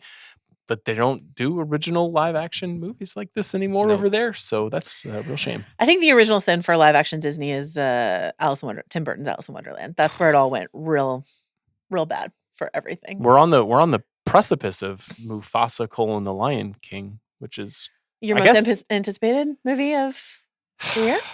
We're talking about it soon. We'll talk about it on the Okay. pod. Yeah. I invited Van to that pod. Are you okay with that? That's perfect. Okay. 2008 Charlie Wilson's War. This is the one that I rewatched. I like Charlie Wilson's War. I rewatched it and I was like, Amy Adams sure is in this movie. They don't do anything with her. What is her part? I've She seen this movie like plays- 10 times. She plays his assistant. Right. Charlie okay, Wilson's that's what I thought. so he's got a bunch of hot girls in his office, and she is the hot girl who is played by an Oscar-nominated actress. Okay. I remember Emily Blunt being very alluring in this film. Yeah, she sure is. Salute to But her. There's a sequence on a veranda of some Yes. kind that I recall. Yeah. Correct. Quality work from This Mike is Nichols. Thank this you, is sir. a great Philip Seymour Hoffman vehicle. But Amy He's never Adams ever sick at sea, I've heard. but like Amy Adams, there's a part where they, are visiting a war zone essentially, and she has this, a moment with some, and I was like, oh, is this why you put Amy Adams in this role? Turns out, no, there's no reason for them to have swung up with that particular part. Not so much. Okay, thank you for reminding me. So You're that's gonna welcome. be a red on Charlie Wilson's Correct. War. No, it's just fine. A fun film. movie. Speaking of Emily Blunt, I believe she's in this film as well. Is she not? Sunshine Cleaning, which Oh. was a Sundance Yeah. breakout and was very well reviewed at the time, and I think was one of those movies that had like a $10 million acquisition price. And then nobody went and saw. No, not Oh, so I much. saw it. What'd you think? I love it. This is yellow? It's a yellow. Are you arguing green or do you think yellow? No, yellow's fine. Okay. But I love this movie. This is a movie about two women. Do they own or work at a cleaning start company? one. They They start, one. They're sisters. Yeah. And they Emily get Blunt's into like the fuck up sister. right, right, right. And this is so archetypal of Sundance. Yeah, oh, yeah. But I remember liking it at the time too. I've definitely not revisited it in 15 years. We'll yellow that. Miss Pettigrew Lives for a Day. Green, green, green. Wow. So green. Wow. So green. Go to bat. Go for it. Dig in. Maybe as charming as she's ever been in a movie. Had you seen this movie before? I hadn't. This It's was a so new one for me. good. I almost pitched it the other day for our World War II pod because it's like Oh, low yeah. key Nazis in Yeah. the background It kind of is. movie. This, for one, may have been the singular moment in time that Lee Pace imprinted on a generation of interested parties. Correct. But Amy Adams is so good and just like a bolt of energy through Yeah. this entire movie. Mhm. It's mostly a two-hander with her and Frances McDormand. They're both great in their own ways, but she's asked to be the live wire and she's asked to be the sort of like incorrigible flirt throughout this Mhm. entire movie. And she's so good at it. She's so good. Her character's name is Delicia LaFosse, and she is a film ingenue. Yes. A wannabe film. A ingenue. wannabe film ingenue and a nightclub singer, Mhm. and has sort of betrayed her true love and like her true self for fame. Yeah. And so she's just coming across as this like bubbly confection of a girl. And Frances McDormand is here to teach you the true meaning of Christmas. And by true meaning of Christmas, I mean Sort of the Which- anti-bubbly World War II. confection. Which of the three boys you should choose? yeah, really. yeah. But just sort of she's just bubbly but she's so good in this. I gotta say, we're further along in the Hall of Fame than I would have thought at this stage of her career. We've got so that's options. encouraging. 2008 Doubt. Yeah. Is it though? Really? Well, I'm not sure. Wow. to Joanna's point about what does she do? yeah. I'm not sure that she's really given enough to do. I This mean, is Viola Davis Viola- has one scene and This she is has Viola what it Viola, is. is. Meryl, Crushing it. and And Philip Seymour Hoffman. and then Amy Adams Yeah. in that order. Yeah. I don't disagree. I think her role in that movie structurally is really important, right? Like if it is just the point counterpoint of Mhm. investigating Philip Seymour Hoffman and Meryl, I think that works. You need someone to be like looking to sweep shit under the rug at first opportunity. And this is her playing like naivety mode yet again, Mhm. but as a nun.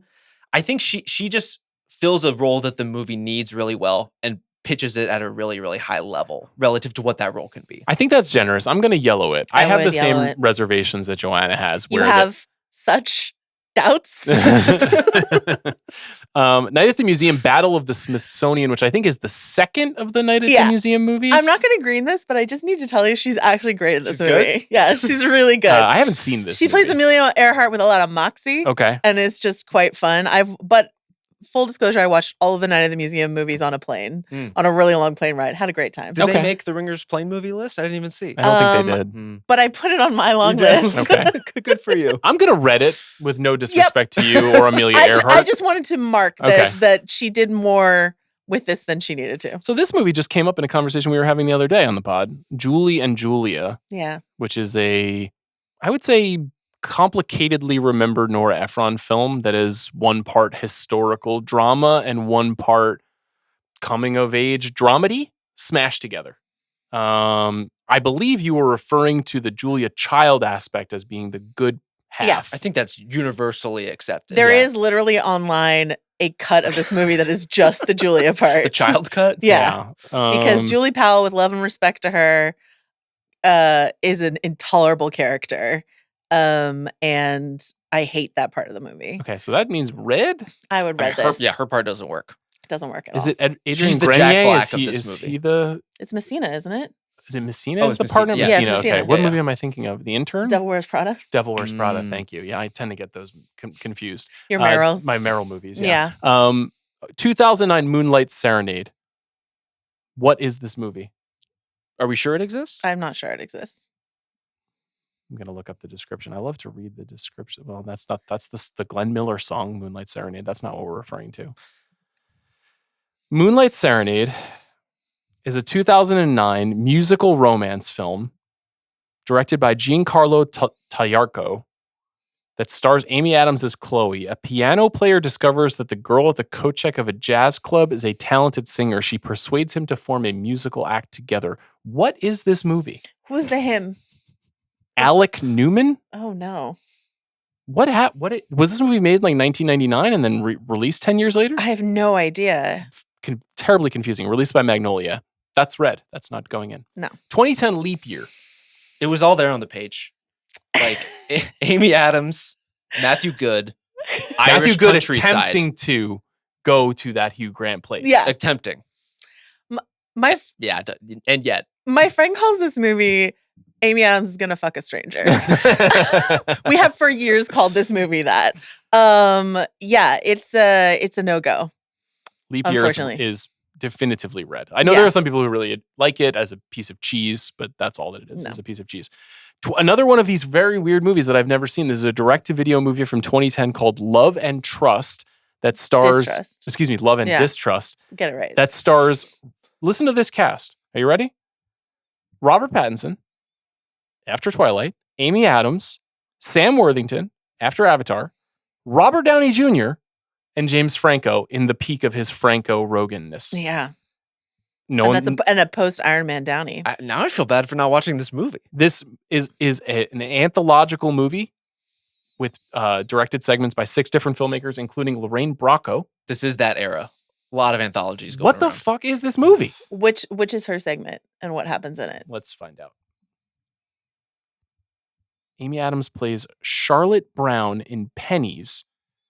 Charlotte Brown is a waitress and young single mother who will do anything for her daughter Jenny, and when push comes to shove, she does. With a menacing figure on the other end of the phone and a time limit of 2 hours, she must raise enough money to ensure that she sees the smiling face of her child again. We have that movie. It's called Phone Booth, starring Colin Farrell. Is this in the like Paris Je t'aime era? Like That's what I'm thinking. very Yeah, much. okay. Yeah. Okay, so that movie is out. Love and Distrust. 2010, The Fighter. it's got to be green, right? I think it's got to go in. Now, she's Oscar nominated for this portrayal. Mm-hmm. I think this was like a big eye opener for people because she'd never done anything like this. Scrappy. When you go back and look at it, do you think this is a great performance? It's a little cartoonish I think it's to me. a good performance. It's an accent performance. It is Yeah. an accent performance. But in terms of, I was trying to analyze the case of why Amy Adams doesn't have an Oscar, and I'm not agreeing with Bill that she doesn't do anything. No, she does things. We know that. She does do things. I mean, she wails on the sisters. in Well, that's this what I'm movie. saying. This is the one. I think this is the closest she got. But Melissa Leo, unfortunately, staged a tremendous campaign that year. Yeah. But an infamous campaign that year. But this is the closest she got to having a reel that you could play at the Oscars where you're like, I get it. Because usually her performances, even like the bubbly, flirty ones, but those are the ones that are not usually getting nominated, Mhm. are pretty understated. That's sort of her vibe. And so you don't have something for the reel. Whereas in this one, when she punches the shit out of a woman for calling her a skank on her porch, play it on the reel Great for the sequence. Oscars. Isn't it Conan O'Brien's sister who she punches, I really? think? Yeah, Conan O'Brien's sister, famously one of the sisters in this movie. Wow. Incredible. I think she and Wahlberg have genuine heat too between them. I think they're very good together. I think the movie's okay. Yeah. It's a very, very traditional sports movie in a way that I find kind of bland. But anyway, It's also more of a Bale movie than an Amy Adams movie, totally, for sure. totally. It worries me, and like this is a pretty good era for her overall, but it is a bit of a wives and girlfriends era of roles. We're going through some of those right now. The Muppets, which is This the is complicated. James Bobin directed, Jason Segel authored Muppets reimagining, in which she plays a girlfriend named Mary. And you get why? Because like, why not get Amy Adams from Enchanted to do the Muppets movie? Absolutely. We're bringing the Muppets Good idea. back. Yeah. We're bringing it back. This movie doesn't matter in the Wow. grand scheme of Muppetry. Anything with a Muppet in it. I mean, it has an matters. Oscar, that's how I which feel. it has. I do, Muppets yeah. matter so much. This movie It doesn't. might be outside the top 10 all-time Muppets movies, though, which is like maybe an episode I should be doing, honestly. Well, one Christmas Carol, we know it. It does. The people are saying it. I'm with you. No, I my like God. my Original Muppet movie, Muppet Take Manhattan, The Great Muppet Caper, those three all are better. for me are all above. all better than I Carol. didn't even hear Muppet Treasure Island, so this is fucked. Okay, this is like really the very narrow space of age difference between us. Yeah. Is like Sean and I are the same age, Yeah. and so I feel Yeah. betrayed in this I moment. think Muppet Christmas Carol and Treasure Island and In Space and all those movies are all fun and good. fine. This movie is okay.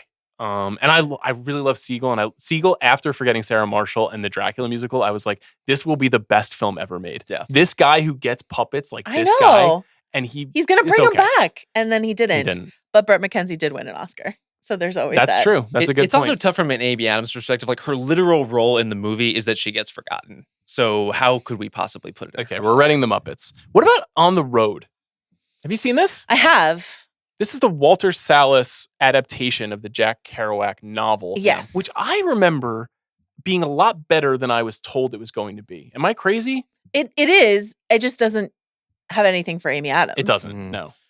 But it is better than. I just Googled On the Road like a fucking idiot. Like, of course I'm not going to get the movie It's On a the Road. novel. when I Google On the Moonlight Road. Serenade is a song.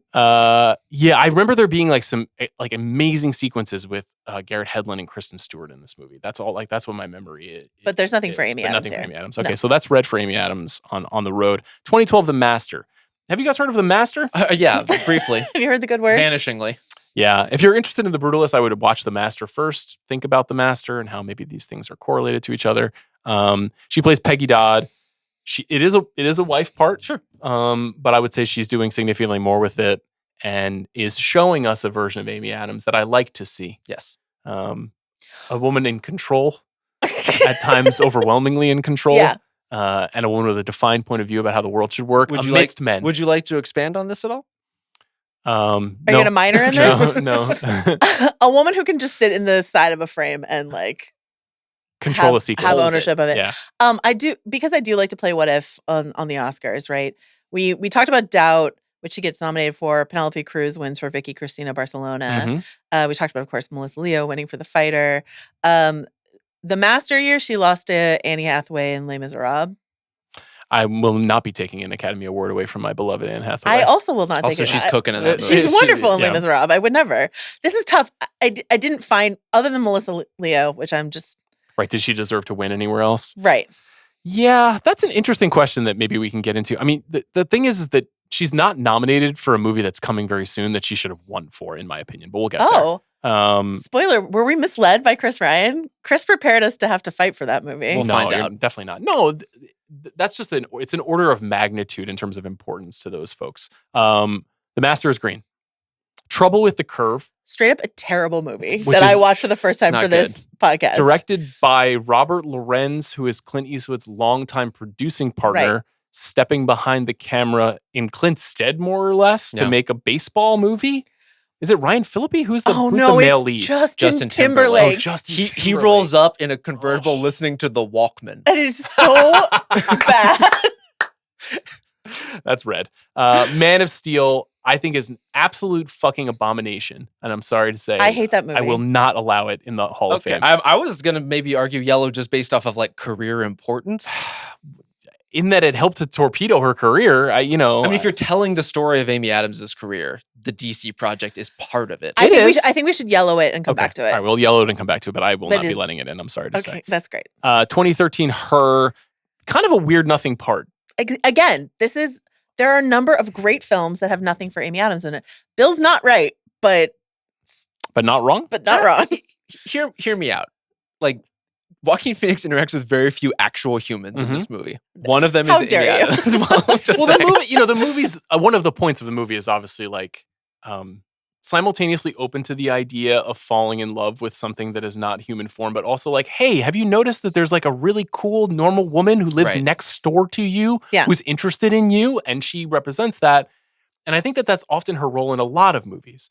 Is like Amy Adams is quite beautiful and striking, but she's feels like she's regular. Achievable. Yes. Okay. I wasn't going to say it, but I'll you say it said for you. you Yeah, said it. yeah. A woman said it. It's yeah. okay. Yep. The I can lock that Yeah. down of famous female Yeah. actresses. Not that I can, but that's what I think the movie One is trying might. to show you. Sure. So her, I think, is Red, even though it That's is tough. an excellent movie That's in my tough. opinion. Now, American Hustle is a movie I really don't like, but I would I say like is her in it. automatically green for her. Yeah. Automatically. Wow, you're upset about You the didn't her you don't like erasure? American Hustle. This movie barely exists. Like, if you ask someone on the street who had seen this movie when it came out to try to recount literally any details of the plot of American It Hustle, kind of doesn't matter. It She's doesn't. cooking in this movie. she's fine. Oh, I will say, disagree. I will say that I'm sorry we didn't record it. Rob and I had a really fun time trying to remember Just the plot of anything. American Hustle. Anything at all. I was like, Jennifer Lawrence definitely starts a fire in an electric oven. Mhm. This was the year that Cate Blanchett won for Blue Jasmine. So that's a pointless win. She already She had already one. had an Oscar. This is Blue where Jasmine is fine. This is where I would put it. I would definitely put it for that film you alluded to that she should have been nominated for and won. Yeah. But I would definitely say Kate does not need her Blue Jasmine Oscar, and I would give it. I mean, to look at Amy this Adams. roster of people that year in 14. It's Cate Blanchett wins, Amy Adams, Sandra Bullock in Gravity, which is fine, but she's in the spacesuit the whole time. Judi Dench in Philomena, which is a complete Harvey Weinstein concoction. Boondoggle, yeah. And Meryl Streep in August Osage County, which is like, it's again, okay. And like kind of ruined source material in my opinion. So I don't know. It's very silly.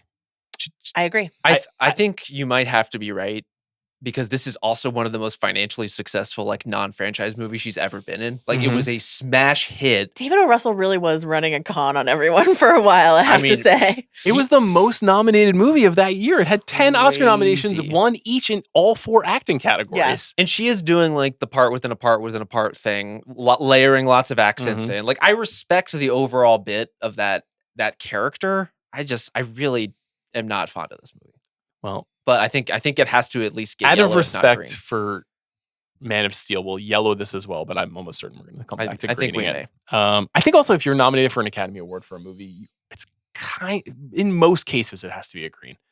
2014 Lullaby, don't know what this is. Nor do I. How can that be? What is Lullaby? This is the most I've ever had to Google a It's like a series of tiny films. little indie, I think. Okay. I guess that's fascinating that she's been doing that in that time. Yeah, she's got a very small part in this movie directed by Andrew Levitas, which I think it's saying it's like a TV movie. It feels like a favor. Does feel like a favor. So the Lullaby is out. Let's talk about Big Eyes briefly. Guys, You're out? I watched it for the first time Okay. for this. I don't understand the appeal of this film or her performance in it. Is there a lot of appeal? Like, is this a movie that's super highly regarded? She was nominated for a Golden Globe at the very least. She was not nominated for It Oscar. was Yeah. relatively well reviewed. It was I a- would it was say. a thing. And it was thank God Tim Burton has put the toys away to make a real person's movie again. And it is a movie about an artist. Yes. And it's a movie about someone who's been alienated from an artistic community that is very much in keeping with like the Edward Scissorhands style film that Burton was quite famous for. I don't know. It's not even like a good 72% on Rotten Tomatoes. It's not even a good Christoph Waltz performance. It's just a little cartoony at times. I And think we have to she's just yellow it out of respect for its awards affectations. Yeah, that's tough. Okay, you can yellow it, but I refuse to let Big Eyes into this. I mean, we're running out of titles, guys, and we don't have a ton of locks left, so let's keep going through Okay, it. okay. 2016 Batman vs Superman: Dawn of Justice. No. That is a red. If Man of Steel is not getting in, That is a deep red. nothing else can. That is the reddest red you can be. I fucking hate those movies. 2016 Arrival.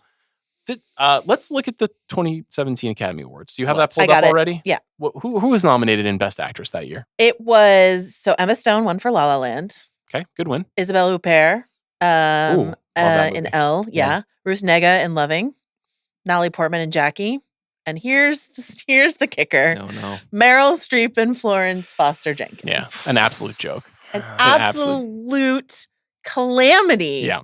How did this happen? I honestly don't know. Again, I Baffling. wouldn't take an Oscar for Emma Stone, though if I had to take her Oscar and she could get it, a little later on, which she does, then I'd give it to Amy Adams. Should have been nominated and won for Arrival. End of story. Why did Ciara tell us we were going to have to fight you for Arrival? Because Amanda and Chris are obsessed with Arrival and think it is like a 5-star all-time classic, like correct. in the conversation with like 2001 or whatever. And I'm like, it isn't that. It's a very, very, very good movie that I like a lot, and I liked a lot when it came out.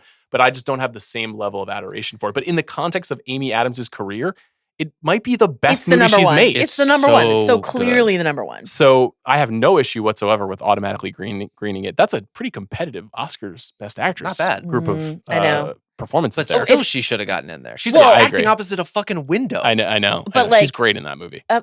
Again, a weird way to talk about Jeremy Renner, but okay. But I think that Meryl nomination is just so It's embarrassing. a joke. It's not I good. hope Meryl's embarrassed. I think part of it is it's not that her fault, but I this hope would she's have been embarrassed. 6 nominations in 9 years for her. And I think people were a little like, ugh, her again. Well, it's also the genre bias. You're right. For sure. Science Yeah. fiction movie, absolutely. But now we look back, we're going to look back on that movie and be like, this is kind of where it starts for Denis because of the direction he's Yeah. taken his career. Like Definitely. Sicario is the breakthrough, but this is really the one that shows us who he wants to be. Yeah. So I think you're going to look back on that movie in 15 years and be like, you know what? Maybe it was I mean, 2001. if 2001 is a 5, then I would put this as like a 4.8 or 4.9. Like, it's, Okay. I don't think it's like quite, but maybe in 10 years I'll make it a 5. I- But I I f- would say not right now, I wouldn't make it a 5. I think it's one of the best movies of the last decade. I think this I is agree one with of the that. best performances of the last decade. And it is 80% her and an octopus behind a piece of glass. Like, Yeah. that's crazy but to how get. good was that octopus? The though? octopus was great. If you want to do Octopus Hall of Fame, I'm here for it. But like, it is a hugely emotionally powerful movie because of her. Inkblot Hall of Fame. I'd show up. We have 7 greens and 1, 2, 3, 4, 5 yellows right now. We're going to make it. Yeah, I'm not worried We're about it. definitely going to make it. 2016 Nocturnal Animals. I would love to hear the Joe take about this movie. Oh, well, so the problem is this. I love Tom Ford. Yep. And I love Jake Gyllenhaal Mhm. in sicko mode. Mhm. This movie's bad. What? Yeah, this movie's bad. I think you it's love this pretty. movie? I think it's pretty bad too. Bad. Yeah. I think it's very entertaining because you're like, look at all of these incredibly skilled actors debasing themselves in this trash, and it's a kind of Michael knowing Shannon trash. got nominated for this I know. movie. Well, Aaron Taylor because Johnson, I there is believe, won a- sometimes justice. Aaron Taylor in the Johnson won a world. won a Golden Golden Globe. Globe. Yeah. Yeah. So it was a big deal at the time. It was Ford, famous clothing designer coming off of A Single Man, which is a very good movie. I love a single man. And he's like, I'm gonna dig my teeth into like basically a Daniel Steele novel Yeah. on steroids. And she's okay. She's basically miscast. She's basically you just think so? I reading do. the whole movie. She's reading and I taking mean, off she her is- glasses but and rubbing the bridge of her nose. I don't want to run through her importance in this entire movie, but like her reading is pretty critical to the whole exercise of what we're doing here. That's true. That is fair. I really respect how fucking mean this movie is. And If we're I talking think- about Jake, I might say yes. I think but Jake's great in it. And like, I just really, I really respect that it sinks its teeth in, that it doesn't pull punches, that it terrifies me. I think about this movie all the do time. you? I cannot drive down a dark Oh, county road it's a without Texas. thinking Is of this this. a Yeah, Texas Texas. thing? This is a Texas. thing. Y'all haven't been on enough farm to market Okay. roads You just to got hit know. with a y'all. Yeah, Y'all, we come did. on. We did. We Come did. on. It's a Texas thing. Okay. This is also, and I just want to represent my pal Mallory Rubin here, just a critical debut for the Aaron Taylor Johnson six pack Oh, yeah. in this film. I believe there's a long sequence in which he's taking a shit in this movie. Yeah, he's just naked on. He doesn't have his shirt on. It's just naked on a toilet. Very So cool. green. Yeah, very cool. It's a yellow that's going to be a red. Correct. Oh my 2017 Justice League should be in jail. That's red. 2018 Vice. Are you going to go back on what you just said about Oscar nominations should automatically get I in? am going to break my rule and Yeah. say that this movie is not going in her Hall Get of it out of Fame. here. She plays Dick Cheney's wife, and Terrible. honestly, not even that well. No. So I don't know, Lynn Cheney. Like The fact that she was, it's I kind of feel an like odd nomination. I feel like she Mystifying. was nominated because they were like, sorry, we fucked up with Arrival. It does. It is a bit of a makeup call. Yeah. Yeah. By the way, just in case you care, Regina King won for If Beale Street Could Talk that year. So, even if she were great in that movie, I would not take Regina King's Oscar from her. Yeah, I am a fan of Adam McKay's movies, and I spoke to him on the show for this movie. I think this movie is an interesting experiment, and ultimately only half successful. I didn't have the same like political confusion where I was like, why are we creating empathy for Dick Cheney? That wasn't really my concern. It's just like it's a movie that kind of can't decide on the tone that it wants to take, and I think it's an interesting representation of the way that McKay has kind of twisted himself in knots as an artist to try to figure out like how serious he wants to be versus how much fun he wants to have. Yeah. And like Sam Rockwell is just having like way too much fun in this movie about something that isn't that funny to me. So it's just kind of a mess. It's a really tough, like, here are some things that happened movie. Yeah, You know what I mean? yeah. And that's just like, it didn't have, I guess clarity is what I thought it didn't have anything to say. You're saying it was maybe trying to say too many things at once, I suppose. But like, either way, it doesn't work. I watched this movie resentfully. Mhm. Because I knew it was going to be in the awards conversation, and I had a bad time with it. We haven't really talked about her like Bale thing. Like she's in opposite him in a bunch of different movies. Mhm. I mean, not usually as a charged couple Mhm. necessarily, She's but also opposite Batman a few times also too. opposite Batman Yeah. a few times. Like mostly just like yelling at Christian Bale across various movie properties, and I think she does that well. But this is She does it really well in The Fighter. She's Very well in This is to the her best in The greatest Fighter. possible effect. in Yeah. The Neat, Fighter. and in American Hustle, Yeah. she's a great. They're great together. Yeah. There are things that happen in that Oh my movie. God, That's for okay, sure. all right. It's so funny. I really don't like David O. Russell, but it feels odd to be defending that movie. But you know what? Sometimes these are the positions we put ourselves in. I'm going to deliver to you guys a quintet of films that are coming in the immediate aftermath of her Academy Award nomination for Vice that are, I would argue, catastrophic. And again, 2018 Vice and Sharp Objects. I just needed to Yes. put it in Maybe the that's what she got her conversation. Oscar nomination for, was her performance in She's Sharp so good in Objects. that. Hillbilly Elegy in 2020. Yeah. Tough. Zack Snyder's Justice League, which was released during COVID, and we recorded a 4-hour podcast watch along.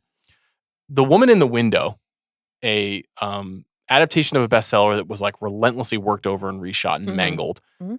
Dear Evan Hansen, which is just nightmare fuel for me as a movie. And 2022's Disenchanted, which is a sequel to the beloved classic Enchanted that like is a perfectly fine sequel, No, but it's nobody. I don't even know so if that's bad. Okay, so fine, bad. Yeah. Disenchanted was so bad that I could not even bring myself to consider the Hocus Pocus sequel because I was just like, they did that with Disenchanted. I'm uninterested in what they did with Hocus Pocus. They did do one thing, which is they rectified the fact that in the original they cast Idina Menzel and then didn't let her sing in Yeah. a musical, which is Yeah. a choice that you can make as a filmmaker. One could do that. One could do that. They rectified that, but it doesn't work at all. Would you put Nightbitch in Well, that's what I the wanted to say. convo? So I think all 5 of those movies are automatically read without Correct. conversation. The movies are not good, and I would argue that her performance, particularly in The Woman in the Window, which is a movie that on paper, Chris described a movie yesterday as Fincher Methadone, which I loved. What movie was he referring to? I can't even remember. Maybe it was Red Rooms. Red Rooms. Thanks, Jack. Which was just an awesome CR turn of phrase. Great. And this movie could have been that as well, and is just so deeply not that. Mhm. And part of it is because she's not able to give you the performance that you need in the movie, among many other problems. That book was so popular, and for why? So yeah, And it was this at roughly the same period as The Girl on the Train, which is another mangled literary adaptation. Correct. Starring an Academy Award nominated actress who I almost always like. That like the movie didn't work at all. Mhm. Anyhow, they're all read. Nightbitch, I just think it's one of her best performances, so it should be in the conversation. The movie, we may end up having a bunch of movies that maybe we don't even like that much, but they go into her Hall of Fame. So to answer your question earlier about what is this exercise, it's kind of everything, How many greens do we have? Let's do the math. We're going to yellow Nightbitch for the sake of conversation, Jack. And then that's going to mean that we have 1, 2, 3, 4, 5, 6, 7 yellows and 2, 4, 6, 7 greens.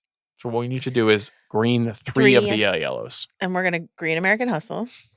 Well, I'll read the yellows. Well, I'll read the greens. Catch Me If You Can, Junebug, Enchanted, Miss Perfect. Pettigrew Lives for a Day, The Fighter, The Master, and Arrival. As you know, I love to rattle off the names of films on this podcast. The yellows are Drop Dead Gorgeous, which is not going in, so we can read that. Okay. You think it should be? No. Okay. 2008 Doubt. I'm not sold on Doubt. No? I'm not. 2013 Man of Steel. I'm not sold on Man of Steel. I can't even put my heart in it. American Hustle is definitely going to be green.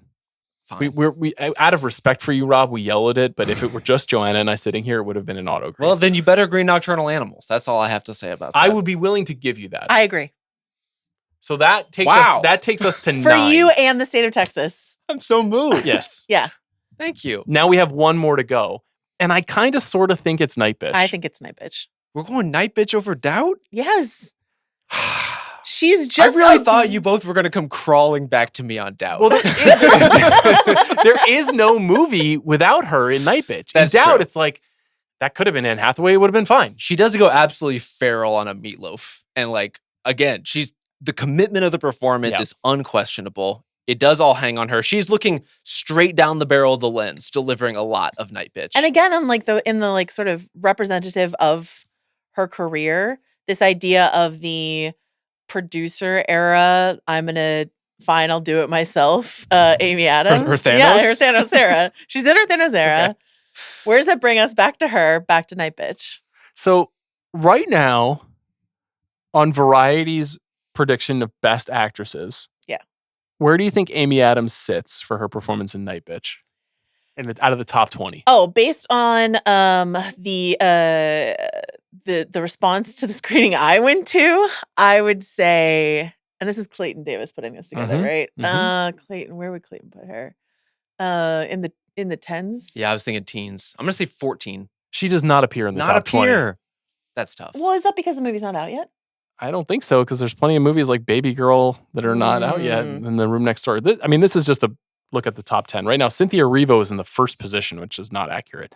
Angelina Jolie is number 2. Mikey Madison is number 3. Marianne Jean-Baptiste is 4. Carla Sofia Gascon is 5. And then the next 5 are Nicole Kidman and Baby Girl, Fernanda Torres and I'm Still Here, which I just saw. I'll talk about that later on the show.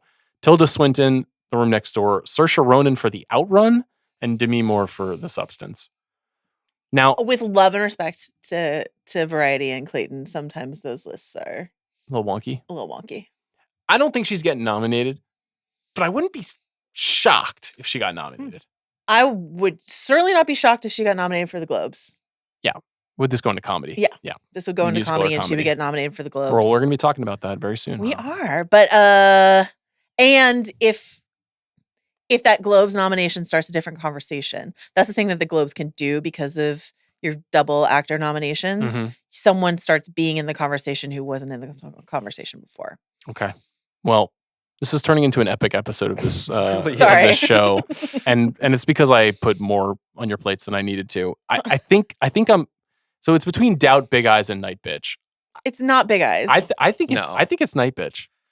Look, you were both so charitable with Nocturnal Animals Okay. that I'm willing to play ball here. Okay, then here is the Amy Adams Hall of Fame. It's Catch Me If You Can, Junebug, Enchanted, Miss Pettigrew Lives for a Day, Oh, Rules, yes. rules. The Fighter, The Master, American Hustle, Arrival, Nocturnal Animals, and Nightbitch. I would ask you to show that to Bill and ask him, would you not say that Amy Adams has done something? That's a body of work right That's there. an incredible body of work. There's no doubt about it. She does things. She does do things. You guys have done great things on this podcast. Thanks, Sean. Thank Thanks you for so having much. us. Really enjoy potting with you as always. Thanks to Jack Sanders for his work on this episode. Thanks to our producer, Bobby Wagner, as well.